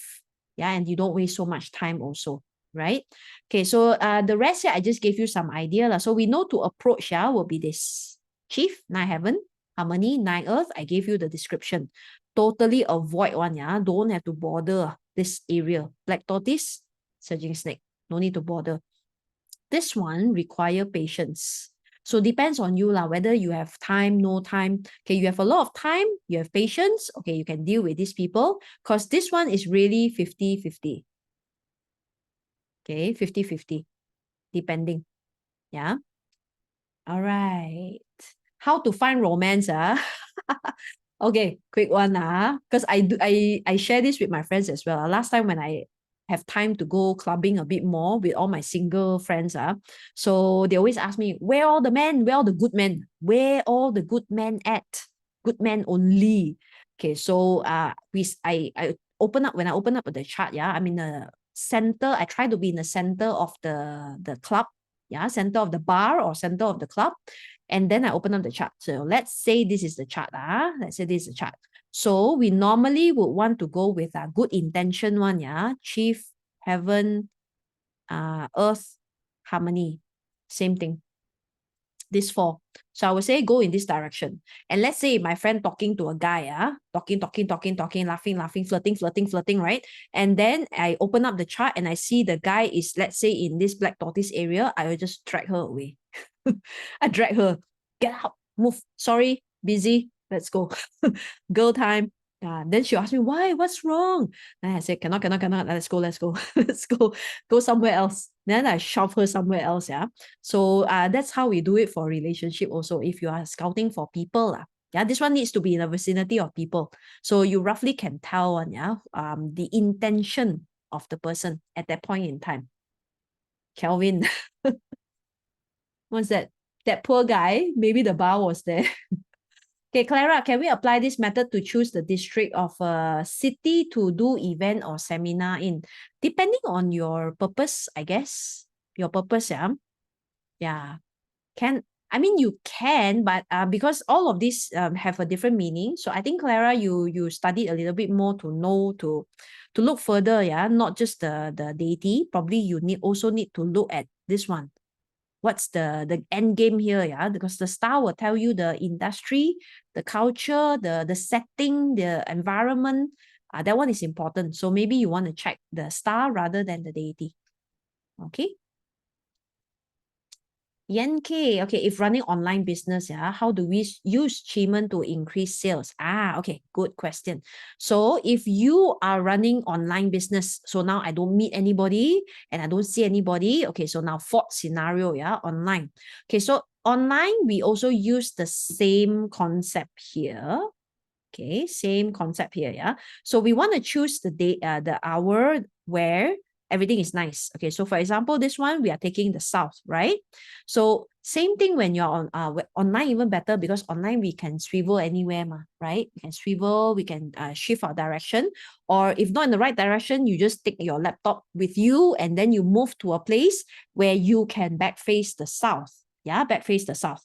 So when you're back facing the south, we can use it to do a number of things, like you see, you can call up someone if that is the important thing that you want to do. You want to call your supplier, you want to email your supplier.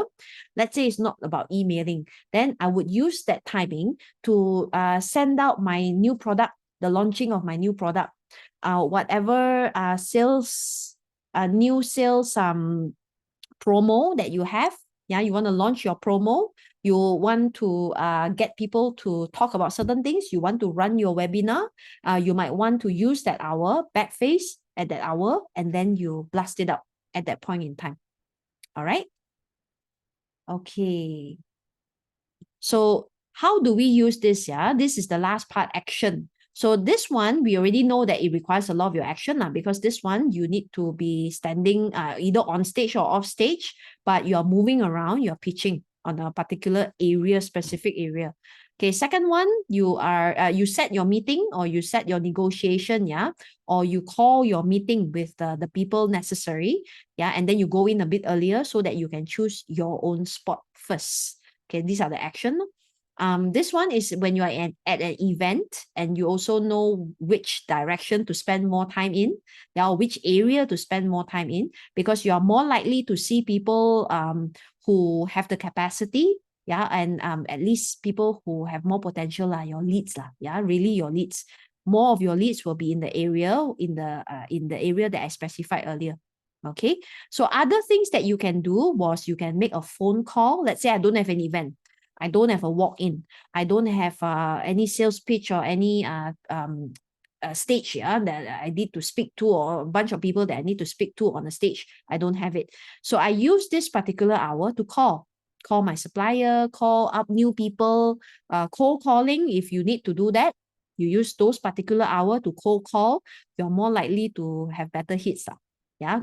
Other than, sorry, before you talk, also off, off. Block your number. Sorry, things like that. Okay, so you can also launch anything at that particular hour. Okay, you can negotiate, or you can trigger your network, or you can even hold your event, yeah, on certain dates. Can we use a day chart for a day event? Yes, you can. Yeah, because not many people have access to the day chart. So for those who don't have access to other form of charts, this hourly chart is already good enough. Okay. So let me add on one layer. You want to learn one extra layer on top of Qimen? Yeah, one extra layer on top of Qimen. Okay, if I'm working from home and the home office has a sitting star 7 and back facing harmony, helping to ease the argumentative thing, yes, it will help. And if you overlap it with a good hour, even better. Okay, so let's add on another layer. Okay, so I'm going to add on another layer called date selection.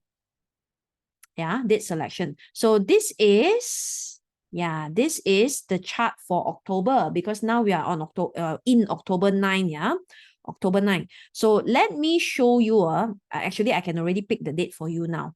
So for some of you who have important things that you need to do, you can already choose your dates, yeah, because I'm giving it to you right now, but we're going to go through it together. Yeah, let's go through it together. All right. Okay, so today is the 9th, full day. Okay, anything with full day, anything with full day are fantastically good for launching webinars. Any sharing with people are very good days to do this. That's why we chose this day, right? So that will be on the 9th, which is today. Okay. The next one will be on the 21st. And the next one will be on any more? Okay, no more already. Yeah. So the next full day will be on 21st of October. Okay, so this is for your online things, webinar, online selling. Some of you do platform selling one, right? Yeah, when you do it online, okay, you might want to do a big one on the 21st, okay, or any launching. Yeah, launch, full day is very, very good for launching or marketing, yeah, marketing events, sharing, or you just want to educate your clients, or you want them to have a good experience, or you want them to find out something new or experience something new. Full days are good for it. Okay. Other days that are really good, the next one, yeah, will be stable day. Okay. I'll get to you a while with, okay, so stable day. Okay, every time we see stable day is fantastic for building connection. That means these are your fantastic call up and meet your client day, client appreciation day, client bring in another client day, anything to do with people, and you just want to make them feel good and appreciated and creating a long-term bond. It's also a good day for you to talk to your suppliers, or find new suppliers or negotiate with your suppliers, yeah, because these are your long-term support system, correct? Yeah, so stable days are really, really good for that. Okay, so the next, the upcoming one will be on 11th, and the next one will be on the 23rd. Any more? Any more? Any more? Okay, no more. So now we already have 2 good days. Full days, stable day. All right. Okay, the best day for everything, yeah, the best day for everything. Launching, opening, starting new job, moving home, open new shop. Generically, like, if you forget everything else, yeah, this is a good day for everything. That is called success day. Okay, success day. So the next success day coming up will be on the 15th. Okay, 15th. And after that, the next one will be on the 27th. All right. So now you already know your day. And then in your day, right, you choose your own hour. Okay, you choose your own hour because now you have Qimen ma. So this is how we do it. Yeah, I'm sharing with you how we do it as well. So this is how I do it. Yeah, I always choose the day first. Then the not so good days, yeah, I already know that, okay, don't have to do all these things. I do my slides, I do my planning, I do my other stuff, yeah, but I don't focus on the extrovert part. So all the introvert things, right? Then we leave it on the other days. Benjamin, what if there's a need to do something on a not so good day? Okay, I'll get to that shortly. How to choose hour? I just told you just now, ma. Yeah. So if someone walk in on the good day, you just open up the hour, you already know. Then you use one of these 3. See, all of these are hourly charts. All of these, they're hourly charts. And these hourly charts last for 2 hours. And then you'll change. So the changing hour, is all even numbers, meaning that 1 a.m., 3 a.m., 5 a.m., 7 a.m., 9, 11, then 1, 3, 5, 7, 9, 11 again. All right. Okay, choose hour in advance. If you want to choose the hour in advance, you need you need to subscribe to our software. Then only we allow you to do that. But for some of you who don't have access to that yet, that one you have to be our Qimen student. Okay, but if you don't have access to that yet, then we have to choose your timing, based on the current hour. That's why I told you to set your meeting. You already know it's a good day, ma. You just set your meeting maybe 11:30, 1:30, and then you just choose the best one from that. All right? Okay. This calendar, you mean? This calendar will be coming out soon because we're already almost ending the year. But I think this will come out in around November, October or November lah. Yeah, this one. I have the digital one because we are instructors and I need to show you this online. We don't sell the digital version, yeah. This is the one that you get. This one. This one only costs like I think 20 something or 30 ringgit. If I'm not mistaken, it's around 30 ringgit. So this is the 20231. I don't think we have it anymore. And just to let you know, if you want this, please buy it the moment it launches because this one sell out first. this one, this year, I think we sold out, I don't know how many times, until it's not reprinted already right now. So I'm not sure if we have stock, and I don't think we have stock anymore for 2023. Okay, so when the 20241 comes out, you better buy it immediately. So sell out very fast because a lot of people buy. It's not that we don't print a lot. We print a lot, but it sells out really fast because this is one of our most useful calendar, to be honest. Okay, let me complete this. Okay, complete this. Okay, so now we know the all-round good day is success day. And okay, stable day here, any more days. Okay, initiate day. Initiate day is also a very good day to start something. Okay, start something. So we have 12, and then we also have here 24th. And the last one, okay, this one is only if you want to open up a new market, or you want to open negotiations, or you want to break through your current state, a little bit more. Then we use open day. So that will be on the 17th or 29th. So now plenty of good days already, So you see we have 9, 11, 12, 15, 17, 21, 23rd, 24th, 27, 29. So now you can plan your entire month. I just planned it for you. So when we learn Chinese metaphysics, this is the nice thing. We already plan the good days slightly ahead of time. All right. Open day is a good day for negotiation. Anything that the door closed that you want to open, it's a good day to do that. It's also a good day to break through or to talk to brand new people. You want to open up communication lines. All right.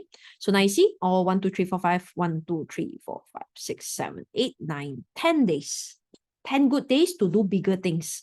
The rest of the days, you do all the other things, paperwork, yeah, printing, planning, the smaller things. Okay, then you do it on these small days.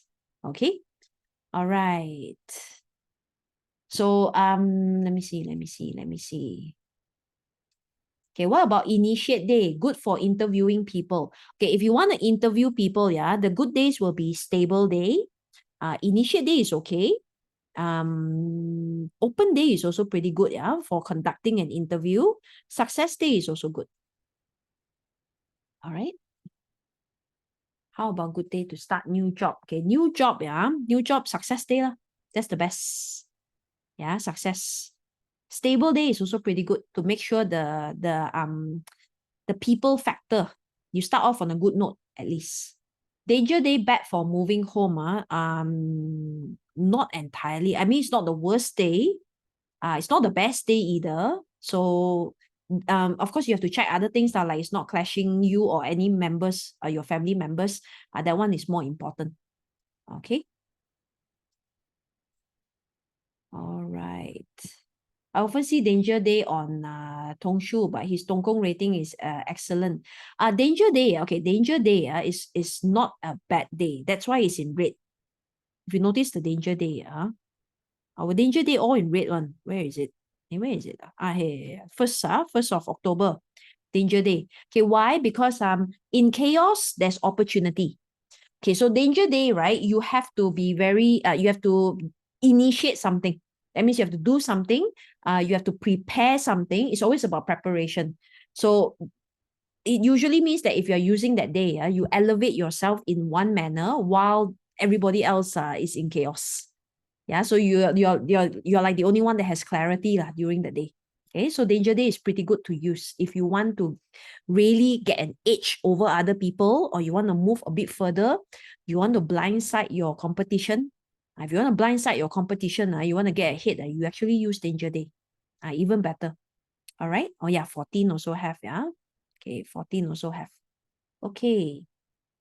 Teresa, my mom would like to sell. Which day to choose to put on the market and publish the listing? Remove or success? I would go with open or success.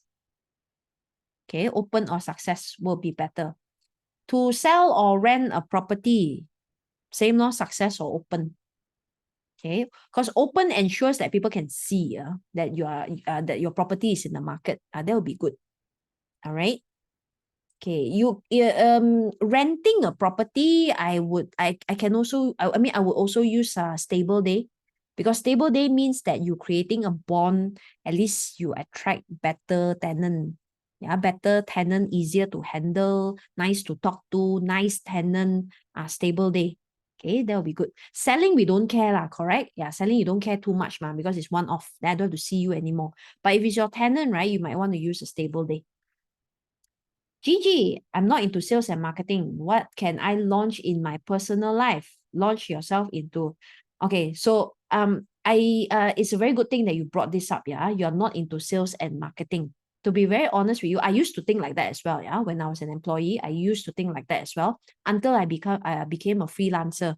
So of course, yes, in freelancing, SAP freelancing, yeah, I didn't need to do a lot of. I'm not doing sales and marketing in my freelancing job, correct? But if you are a freelancer or even as an employee, you have to do sales and marketing every single day, actually. Okay, what am I saying? Yeah, number one, sales is how do you sell yourself? How do you promote yourself? How do you ensure you're getting the value or the salary that you're supposed to be getting? How do you negotiate for it? How do you negotiate? Because if you say you don't do sales, I can already tell you're really not that great at negotiating, which is like me last time. Yeah, don't know how to negotiate one. If people give me a very low salary, I just okay, like that. That's me before. Yeah. But if you want something that you deserve, you know you deserve the promotion, and then they gave it to somebody else, yeah, instead of giving it to you, yeah, or they blindside you, yeah, they know your value, you know your value is like this, and they're only giving you peanuts, then it's up to you to negotiate, yeah, or how to say no, how to stop, or how to renegotiate this term, yeah, whatever necessary, yeah, to get it done. This is your personal sales. All right. Marketing. Okay, marketing, yeah, in terms of an employee, marketing, right, for employee is the moment that you want to find a new job, or if you're in consulting, yeah, and they want to hire a consultant, they need to look at the consultant profile, yeah, and what you have done. So if they don't see anything nice in your profile, and if they talk to people about you, and when your name comes up, nothing good comes out of it, do you think you're doing your marketing really well? Because marketing is your self-branding. That means you have no self-branding. If when people talk about you, can you imagine, let's say in your job, and then people are talking about, oh, which employee we have, maybe we want to already start to figure out who we want to put their name up there for any promotion. And then your boss mentioned your name, and everybody like, huh? Who is that? Do we have a person by this name in this company? Can you imagine that? Yeah. That means your marketing is horrible. Horrible, horrible, horrible, and you're not going to get anything, yeah, because your self-branding is your own effort. You have to build a name or a reputation for yourself, yeah, which is very, very important. Okay, so of course, other things you can use it for, yes, relationship, yeah, for your for deciding on your investment and things like that, yeah, small other things, but sales and marketing, even on a personal level, is very important. It's the two things, yeah, that really decides how much money you're going to have in your life and how much opportunities people are going to give to you in your entire life. So you might want to think about that. All right. Okay. What about harm? What is harm? Okay. Or harm door. In the last sales webinar, you made it big about harm when it comes to selling. Yes, harm door. So I think I missed it out here. Yeah. Okay. The thing is, okay, harm door, yes, is good for sales. It's also good for hunting and opening the door for sales. But in terms of negotiation, yeah, because this one we are doing the negotiation. When you want to open the door, open the market, yes. But when we are selling and pitching, right, we normally might, I mean, I would not choose harm first, at least. Let's say, yeah, I'm doing a webinar, and then I'm standing on stage like that and doing a sales pitch, or you're listening to someone doing a sales pitch like that, and they use the harm method, aggressive, you don't buy now, you definitely, right, regret for the rest of your life, so on and so forth. Or they scare you, if you don't buy now, your period now gonna suck, things like that. Some might be okay, yeah, it might work for some people, but it might not work for some other people. I would rather go with scenery door or life door, where you see opportunity, you see growth, you see value. Back to the same keyword, because people want value, right, in what they are buying. You have to show them the value, yeah, of what you are buying. So I will go with life door, because life door shows value. Yeah, and why you should not miss out on the value that you are getting. Scenery door is because it gives you a concept, it gives you the impression, yeah, that this is going to lead to something a lot better. Scenery door. So that's why when they listen to you and you're using a scenery door, their mindset, yeah, is already tuned to how this can make my life, my whatever it is that they're looking at, a lot better. Okay, so I will go with that first. Then only I use harm door for one-to-one negotiation, yeah, or one-to-many, like this. All right. So hope that clarifies. CN okay, do we need to consider the 8字 personal unfavorable direction? Nope. Don't have to consider. The only thing that you might want to consider is if this day clashes you. Yeah. If this day clashes you, and if we are selling. Remember I said just now, yeah, if it clashes you and you're trying to sell, not so easy. It can give you an advantage still. Yeah. We prefer not to clash you so that it's not so difficult. So when I say clash you, right, doesn't mean cannot use. Yeah, you understand this concept. For example, success day, horse. That means it clashes anyone who has a rat in the year. Correct? It clashes only with the year. Yes, correct. Only the year. Only the year. In date selection, that's the concept. It will only clash with the year, especially when you're doing sales. Okay, I didn't say rat people cannot use this. But what I'm saying is that red people, even though you use this, your obstruction, you still have a little bit, but you're reducing the obstruction. Okay, you'll be reducing because Qimen, the beauty of Qimen is that everything else cannot use, you fall back to Qimen. That means I cannot use anything already. This one say clash, that one clash, my feng shui also clash, whatever also clash. The last thing that we can use is actually to use Qimen, because we are using the surrounding energy to smoothen out all that ruffled feathers. So the ruffled feathers still got a little bit still got a bit, but at least smoothen a bit. So if you're using it on a clash day, right, I have to set your expectation that there are still little bit of obstruction, but better than not using at all. All right. If client is red, means more beneficial to yourself. You mean clash you? If clash you, not so beneficial, but if not clashing you, then it's or combining you, then it's a lot easier. All right. Oh, you mean if it's clashing the client? Okay. If it clashes the client, okay, if it clashes the client, we don't see it that way. We see whether the day benefit you or not whether it clash the client or not. Yeah, so let's say we clash the client, but also not beneficial to you, you also don't benefit. But if you clash the client, but somehow it benefit you, then you benefit. That part is more important. All right. Kelvin, if we do our meeting backing a favorable direction, but the meeting lapse and the hour passes to not so favorable, will it affect things? Actually, no. The starting point is more important, actually. Yeah, starting point more important. Of course, if you can, this one is pro tip, which I've seen people do it as well. I've seen people do this because and sometimes when I observe people, right, I don't know whether they know Qimen or not. But when I see this person get up and suddenly move to a certain direction, then I'm like, oh, this fella know Qimen. Okay, so what you can do is you are sitting down, right, in the meeting, and then the hour pass. You should know your next hour. If you really want to do this well, you should know your next hour, and you get up from your seat. You stand somewhere. You move around. But of course, because in order to not look so awkward, then you only get up the last 5 minutes, the important one. Then when you're sending that message and that point, after you finish, then you go back to your seat. That's how they do it. All right. Okay, XY, what day or deity to use if trying to ballot for something? This one you use Hamdo.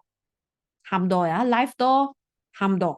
The deity is the same deity, all right, but the doors that you want to use will be live or Ham.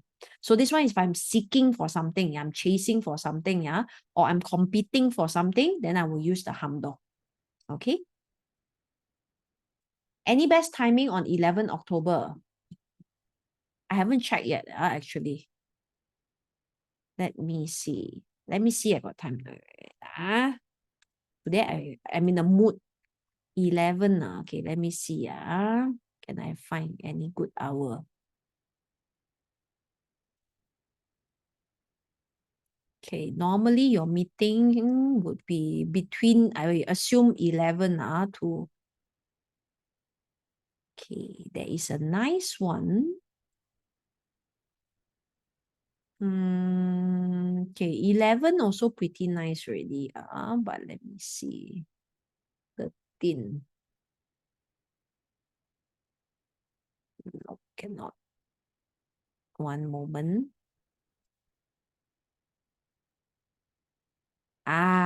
Okay. For you, affinity, maybe I feel like checking. CS Wu, 11 o'clock, the best time to have your meeting, 11 October, 3 p.m. to 4:59 p.m., back facing the south. If I show you the formation, okay, because this is my chart, okay, this is my chart. But this one, because you have to subscribe in order to see this chart. Okay, so this will be 11 o'clock. Okay, this is a pro chart. Okay, this is a pro chart. That's why so many things. So 11 of October, south, you see, chief, life door, money, and then there's a formation here called bird fly into cave with a moon ascent. Jia also here, very nice. 3 to, between 3 to 4:59 p.m. Okay, but this one, because there is what we call a clashing element here. try to be a bit radical with whatever you are saying. Okay, try to don't make it so boring. Don't make it so boring. You do a bit of theatrics. The keyword is theatrics, right? Must have a bit of theatrics one. Can get it done one. This one. Even though some people might argue it's a clashing hour. The newbies you don't understand, never mind. Okay, some people argue this is a clashing or funny hour. You can still get it done one. Yeah, it's just that you need a lot of theatrics. You might need to what you call this reverse psychology in order to get it done. Okay. All right. 3 p.m. Good. What is receive day? Okay, receive day. Okay, I don't want to run through every single day lah. Okay, because next time I run another course. If not, you can actually look at my Facebook page. My Facebook page, you scroll back at one of my posts, I already wrote about this, the 12-day officer. Okay, if not, you can just Google online one, 12-day officer is called 12-day officer. You just Google online and I'm pretty sure someone wrote about it. The rest are doing public speaking and influencing other people, like running for political office, focus on hero or pillar. Both are good. So I will go with hero first, of course, but with very nice surrounding elements, If it's not nice and pillar is nicer, you use pillar. Okay. Mindy, are you looking at the animal signs of hour? Yeah, actually, if I'm using the date selection theory, there's such thing called a breaker. Yeah, it's either the day breaker, month breaker, year breaker. So that is a day breaker actually. But because we are using Qimen, the one thing very good about Qimen is that it's supposed to overcome obstruction. Yeah, so if we are using date selection theory, it contradict one, the concept actually contradict. Yeah, so but because we are using Qimen to overcome it, there will be some advantages, but there will be also some hiccup in between. Yeah, caused by the energy. All right. Okay. Time zone difference. Okay, what about time zone difference? Yeah, okay, very good question. Because you are in Asia and then your boss in US, and you are launching. Follow his time zone. Who is the one launching? Yeah, if your boss is the one launching, meaning that he's starting off and he's kickstarting it. Yeah, so if you're kickstarting it in US, that means the launching is in US. You follow US hour. But if the launching is in Asia and your boss in US just part of it, then you follow the Asia time. Yeah, so you see which country, where are you launching from, the starting point, the starting point. Because one of you are just joining only, definitely. So you have to determine which one is joining. All right. Okay. So just a very quick run through with that is short term, short term selling. So long term selling, long term selling, just to give you an idea, you see in period 9, don't underestimate your personal branding. Like someone mentioned earlier, you said, I don't have to do sales, I don't have to do marketing. No, everyone has to do sales and marketing, just on a very different level. Why? Because in period 9, your reputation sells. Reputation, is the key to period 9. Yeah, your reputation. Because too many things out there. Yeah, too many contradicting things out there, too many confusing things out there, very confusing for a lot of people. But if your reputation is strong, your name is strong, and when anyone brings up your name, you only hear good things after good things after good things. Your reputation alone, will sell for you. This is called long-term selling. Yeah, long-term selling because it takes time to build your reputation, right? It takes time to build your branding. So the one that I learned recently or shared recently, in one of my classes, is that authenticity is really key. That means stay close to who you are, stay close to what you stand for. Yeah, I mean, you don't have to be overly nice, overly rude, or in short, you don't have to be a person that you are not. That means don't emulate anyone. Don't try to emulate anyone, because we are all unique on our own. Yeah, so we have to bring out our core energy. Yeah, so if some people, let's say they don't speak English really well, right? Some people speak with a strong accent. Because I'm talking about Project Nightfall. Yeah, for example, he says that he used to be ridiculed a little bit with his accent, but That makes him who he is. And sometimes, right, when I listen, and even if I'm not watching the YouTube, if someone just plays his clip and I hear him and I hear that accent, I already know, oh, Project Nightfall immediately. Why? Reputation, because I'm so used to hearing that accent and hearing that voice. It's part of who they are. Yeah, so don't try to emulate or change too much. We can change for the better, we can improve. Yeah, but authenticity is really, really key when it comes to period 9. So of course, the second one is client connection. Yeah, the connection and the bond that you build with people lasts a lifetime. And remember, I said your client have friends, have family, have loved ones who might want or need whatever you are selling. Yeah, so we continue to build a good client connection, yeah, and a good impact with other people. Solutioning, of course, is our skill set.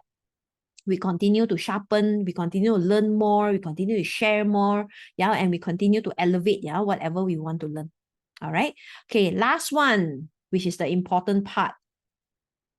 Okay, so fact number 3, a bit more time. Okay, so fact number 3, we are flooded with scams. So how to not be a scam, I think that's important.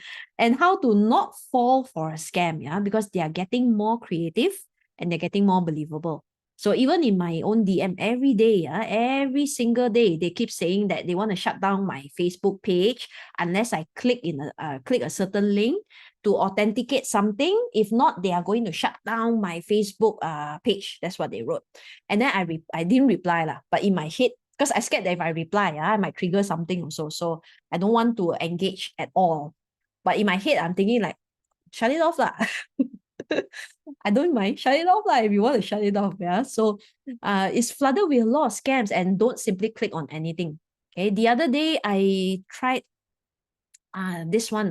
Okay, this one I really need to share with you guys. And I think the government would want me to share as well. Because when I went to Singapore recently, correct? I went to Singapore, and then I was trying to look for the immigration link because I was trying to be efficient, yeah, so that when I arrive, I already filled up my boarding pass, my information, my immigration, what you call this, my immigration details, yeah, so that I can pass through a lot quickly. Okay, so I forgot the link actually, but now I already have it. So I forgot the link, so I Googled it online. And when I Google it online, right, okay, I know, at least I know that I don't need to pay, yeah, in order to get, in order to fill this form, yeah, I know that I don't need to pay. So there are a few links there that points to the Singapore government immigration, yeah. But after that, when I click at the end, I say, how come please make your payment? Then I say, something is wrong. Okay, so no, I close everything, close. I forgot about it. And then I still click, click. I painstakingly found one. And then I found it, finally, this one really looked exactly like the one that I filled before. And the name also very believable, yeah. So I fill in all my details, fill everything, submitted, no payment. Okay, went through. I went to Singapore. So when I went to Singapore, right, I put my passport into the reader. It keeps saying error, error, unidentified, you did not fill up your form, error. So I went like, how come? So I went to the manual, I went to the manual counter. Yeah, I went to the manual counter. So I went to the manual counter and the guy told me, you didn't fill up your form. So I said, no, I filled online. Then he said, show me, show me, what do you fill in? So I opened up my email and I showed it to him. I said, see, I filled up. Then he looked at it, he said, I'm sorry, this is not our immigration link. Okay, but immediately, the other immigration officers, they look at me and they said, did you pay anything? I said, no, I know not to pay. So I didn't pay anything at all. Okay, but there are so many links there, in case you're going to Singapore, you really, really have to be very careful. There's so many links that leads you to all different areas. And the one that need to pay, I can tell you upfront, you don't need to pay in order to sign up for that, in order to get into Singapore. So don't ever do that. All right. So they told me, okay, as long as you didn't pay, it's fine. Thank God.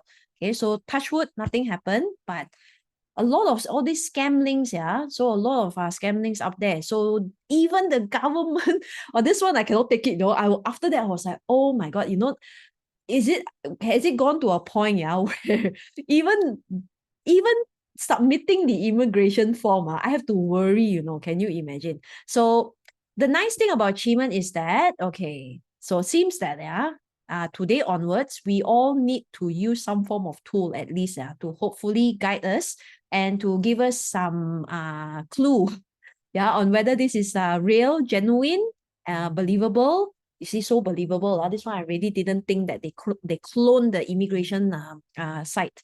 All right, so here, how to use Qimen to avoid this, or how to be more careful when you're dealing with anything, from clicking your Facebook page, from someone calling you, from someone pretending that they are calling from the income tax department, police department, jurisdiction department, the court, or whatever it is, and ask you to do certain things. You have to be very mindful. Okay, so my friends, when I remember 5 years ago, one of my colleagues got a call saying that they are the judge from don't know where. You have a court case, you have to come right now, but because you cannot come right now, we have to charge you for certain things. If not, then we will give you jail time or something like that. Okay, so you see, under like this. So no matter how much they pressure you, you have to find some way to deflect or take a bit of time away. At least buy time. In short, you have to buy time. Even though you're still on the phone, you can still open up the Qimen chart from your laptop or something, right? You say, okay, wait, I just need to check something. Then maybe you want to go back to the Qimen chart, immediately open up the chart. All right. So first, you have to learn how to buy time. And then number two, you have to check the facts. The things that they are saying, you really have to listen to them. You can catch one, they will say something wrong somewhere. Like if you're calling me from here, how come you don't know my full name, for example? How come you don't know my full name, or how come you don't have my details? Then you know something is wrong already, all right? Then second of all, you want to quickly open up the chart. So if I just quickly, I'm just going to quickly use this one. Okay. So again, okay, maybe I go to this one. Okay, this one. This one. Trust me, I'm really good at identifying liars. It's one of my core, you can call it a talent now, but this talent came from past experiences. Because you have no clue how many times I get conned by people. Until today, people still try to con me. It's just that I'm not as gullible as I used to be. And also I have tools like this to help me identify, which I'm sharing with you guys. So anytime someone gives you some BS, or try to talk you into something or convince you into something, and you just feel a little bit off, you might want to quickly open up the chart. Okay, so let's say you're on the call with this person, you just want to quickly open up the chart, and we only need to look at, we only need to look at the hour. Sorry. We only need to look at the hour. Wait one moment. Hour. Only the hour. All right. And then I just need you to take a very quick look at the deity. The deity. Because this one shows intention. You don't need to look at anything else. Okay. The rest gives you details. If you see everything black, then even worse. If you see half red, half black, right? Half scam, half not scam, not so, some okay, some not okay, but we want to be safe means we don't follow through with it. Okay, so first of all, when you open up the chart, so I said look at deity, right? Okay, so here, if I open up the chart, the hour is very easy to identify. It's already written here, hour. Okay, so I need you to take a quick look at what the deity is. So when we see this, okay, 9 Earth is here, 9 Earth is here. So 9 Earth is here means this one, okay, a bit safe. So it has to be Chief 9 Heaven, 9 Earth, Harmony to be a bit safe. Of course, if you're still not comfortable, buy time. Try to buy time. Say sorry you want to haul me into jail also, okay, I comply you just give me 1 day. 1 day or 2 days, I will comply. But because trust me they don't haul you into jail overnight one. Okay, they need a lot of documentation before they can haul you to jail also. So before that, you can still buy a lot of time to double check. All right, so if you open up the chart, you see this most likely to be true. Okay, this one is true. Okay, but the moment you see black tortoise or surging snake, this is confirmed a scam, especially black tortoise. All right, confirm scam. Okay, there's another way to see it. Okay, if it's not black tortoise or it's not surging snake, but you see destructor, okay, destructor, but together with fear door. Destructor together with fear door, but it must be in the hour. Must be in here. That means it must be in here. Destructor with fear door. This can also be a scam. All right. Okay, because destructor with fear door becomes a Merry Maiden hexagram. Merry Maiden hexagram denotes scam or fake, something fake. That's why if you see destructor with fear door, very likely to be something fake or scam. Okay, fake. Okay, here proceed with caution. Proceed with caution means this one you confirm can buy time to check what's wrong. Okay, is it really I did something? There's a blunder on my part, or there's an error on their part, or they didn't take note of certain things. This one will take a bit more time to actually double check. All right. Okay, you can also use Truecaller or Who's Call. Yeah, yes, definitely. If these are phone calls, but like I said. If it's the immigration, I never thought, this thought never crossed my mind, actually. Yeah, so you have to be very careful. So the next time you want to go online and you want to sign up for this type of things, right? I think you might want to double check. Yeah, double check first. Okay. All right. Can we use the same method when you look at your mail? Okay, when you look at your inbox, like for me, I'm getting a lot of that Facebook thing, the Facebook on my inbox every day, it's every day. I wake up, I see it again. I wake up, I see it again. Yeah, like that. And then I think some of you guys know my Telegram has been cloned so many times. Yeah, clone so many times. Yeah, and I hope you guys if you follow my Telegram, I normally do not initiate the conversation with you first. I normally reply to you. Yes, when you ask me questions, even on my Telegram, I will reply to you. But I very rarely initiate the contact with you, asking for your details and asking for help or asking for money. Yeah, very, very rare. Okay, so if you do get a Telegram like that, right, I don't think you need to respond at all.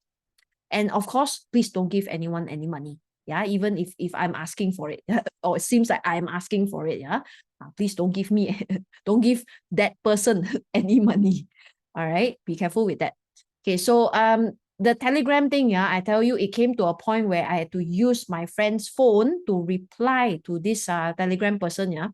I don't know what I said in there. I tried to scam the person back, actually. I used my friend's phone. I tried to scam the person back. That's what I did. And then the person deleted the entire account. Yeah, because I think they started to feel something fishy already. Yeah, so I try to scam back the scammer once in a while if I can. Different formation that one. That one different formation. Okay, so for us to identify, okay, the deity is good enough. Yeah, this one is very, very important. Okay, let's just do another one. Okay, another one. How I scam them back? I ask them back for money. I asked them back for money. I'm like, hey, I need help.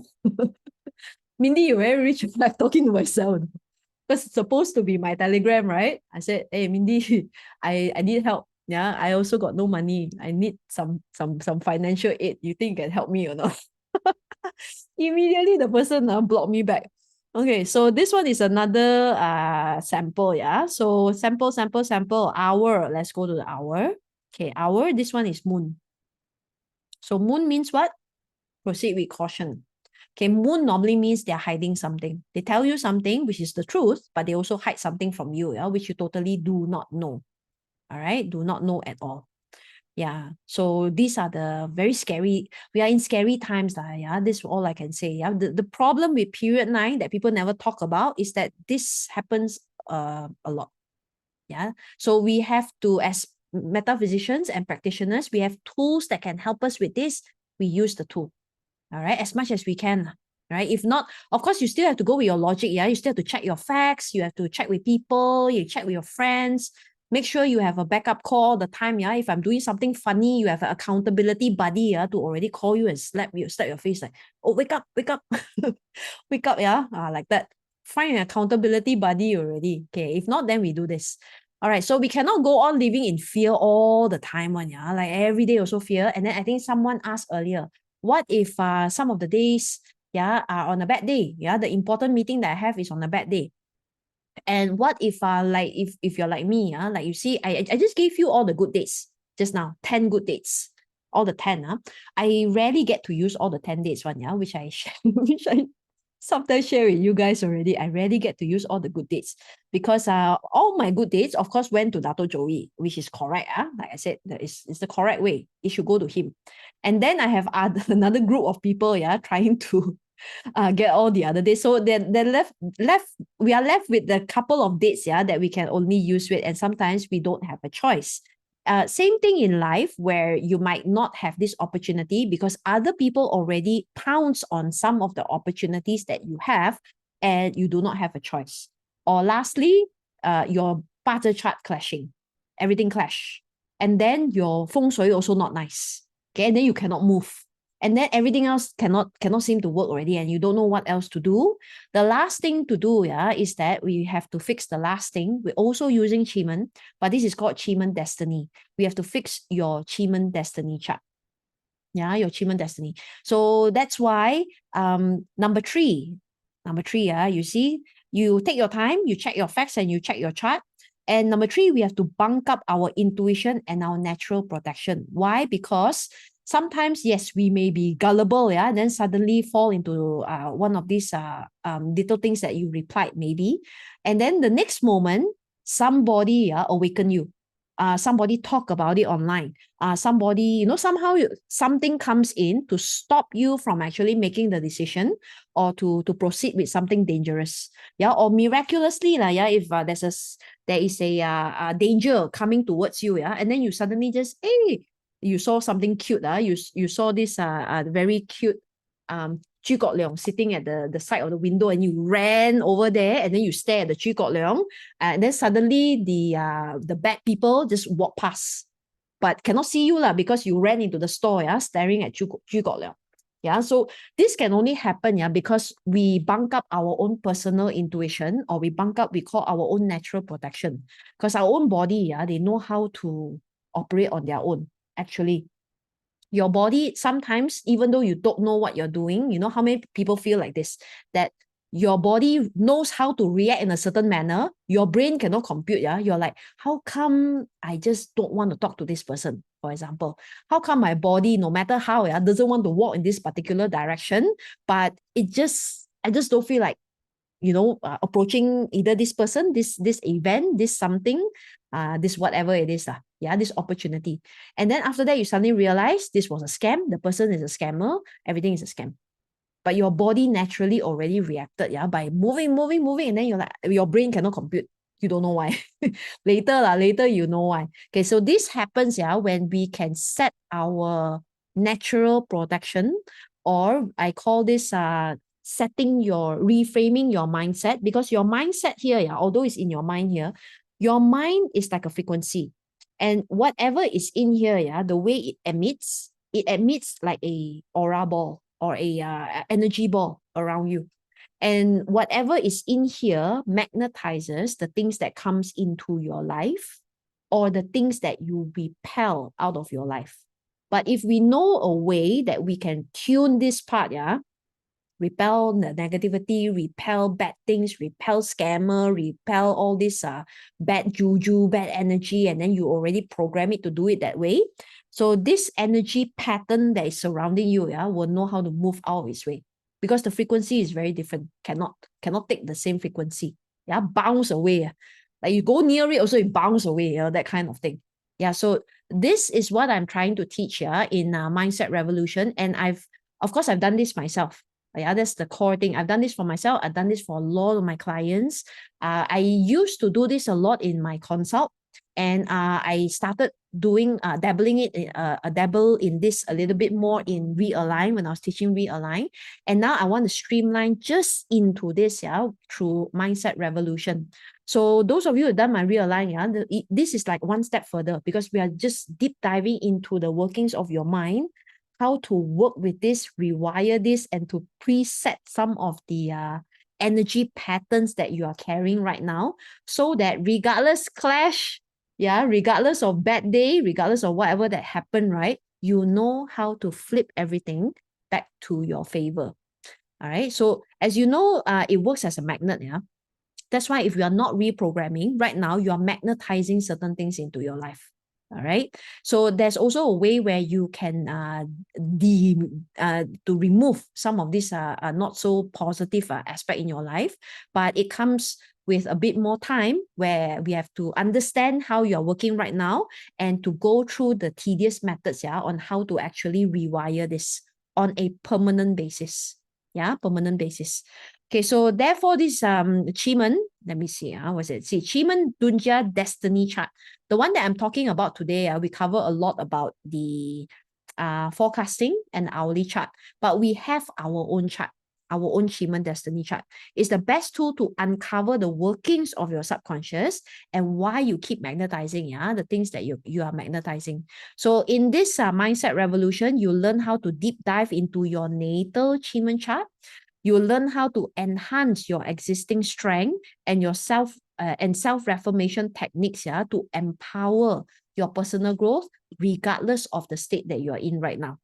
Okay, number 3, we learn how to harness the potency of positive affirmation and to change your self-dialogue, with professional manifesting, and to craft a meticulous goal setting strategy. This goal setting strategy is different from realign. This goal setting strategy is your personal destiny path. What I'm meant to do, where my true strength lies, and how to accelerate. We always look at our faults sometimes as humans. We keep looking at our faults. And when we look at Pater chart, I realize mentally, a lot of people go zoom in directly to where their problem is, right? How many of you look at your charts, and zoom into where is my turbo button? Where is the fixing button? Where is the button where I can accelerate, go faster, and also still work on myself and become a better person? So here, we're going to focus solely on that, all right? Okay, number 4 and 5, conquering all the refines of your limiting beliefs. And number 6, cultivating an enduring resilience, purpose, and momentum, with the power dates. Power dates and selection. Like today, I gave you some good dates. Hour, I already gave you one just now, But in this class, I'll give you more. More dates that you can use for every single thing, from clarity, protection, health. All these are important aspects. So if you want to join me in my Mindset Revolution, I think you already kind of know the details just now, flashed on the screen during the short break. So I'm just going to go straight into it. This is conducted online on the 24th to 26th November. It's 3 days, live stream online. It should be 7 p.m. My time, 7 p.m. till I finish teaching. Because I have a lot of things to share. You see, today also, I always tell myself I try to stop by 10. Okay, because supposed to be 2 hours or 1.5 hours to 2 hours. And you see, I end up giving you all the value because I still want to share. All right. So of course I try not to go too long, but it usually is about 3 hours a day, 3.5 hours a day. All right. Okay, so bonus number 1. This is one of the important aspect of period 9 as well, where we're going to teach you your health insights using 八字, and what to do about it. Bonus number 2, for some of you who don't know how to manifest and rewire, I will give you a bonus instructional video that you can refer to so that you can just emulate and copy, easier for you to do it yourself. All right. Okay, so all of this, bonus 1 and 2 thrown in for you for free, and you only need to pay, or your investment today is only 497. So the value here is that you see a lifetime change. A lot of our students who have done Qimen, they can share with you the changes that they've made into their in their life, especially when we deep dive into destiny, which is my specialty, deep diving into a destiny chart and how to use it to really elevate above everything else that happens in your life. Okay, so I'll see you on 24th to 26th November, for my Mindset Revolution. I'm very excited about this class, because I planned this class for a very long time, and now I finally have the opportunity and also the time to teach you guys and to share with you. Okay. All right, just nice. So I just want to have a quick shout out to my team for organizing today's session. Also, a quick shout out to all of you. Yeah, there are a lot of you here today. Yeah, for joining me in this session to how to boost your sales. So the important thing about Qimen is that because it's a action tool. Action tool means I choose the dates, I choose the energy, but I need to go out and carry out the action. So I gave you all the steps, yeah, on how to find the best energy source, yeah, so that you can still gain the advantage. I think the one that you really love is when you go to events, yeah, you can immediately see where the important people are and where to stick to. Yeah, these are some of the very, very useful things, yeah, that we use in Qimen. Okay, so I hope you guys can share with me also if you have any progress, yeah, if you've got something done, and also the good days that I share with you this entire month, yeah. So if you have any progress or any updates, you can share with me also. All right. Okay, so take care, guys, and till the next webinar or when I see you again. As I think some of you will be seeing in Thrive next week. No, sorry, not next week, next month. I'll see you in Thrive next month. All right. Take care, guys. Good night.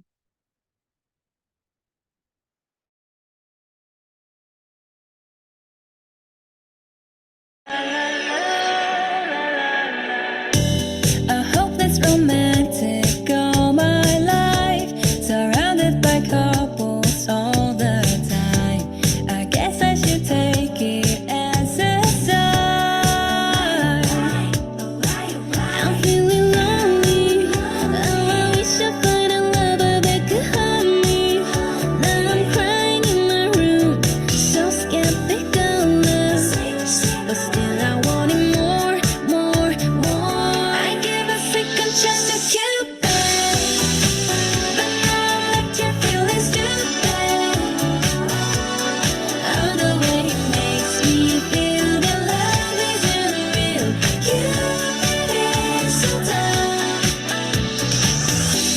I look for his arrows every day. I guess he got lost or flew away. Waiting around is a waste. He's counting the days, it's November. His loving is good as they say. Now I'm so lonely. Oh, I wish I find a lover that could hug me. Now I'm crying in my room, so skeptical, but still I want it more, more, more. I give a second chance to Cupid, but now I'm left here feeling stupid. Oh, the way it makes me feel that love isn't real. Cupid is so dumb.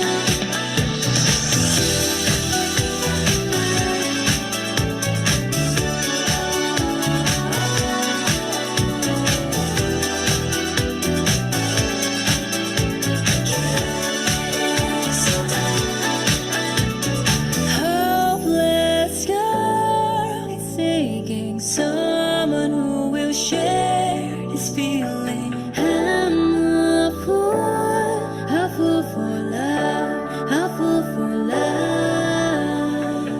I give a second chance to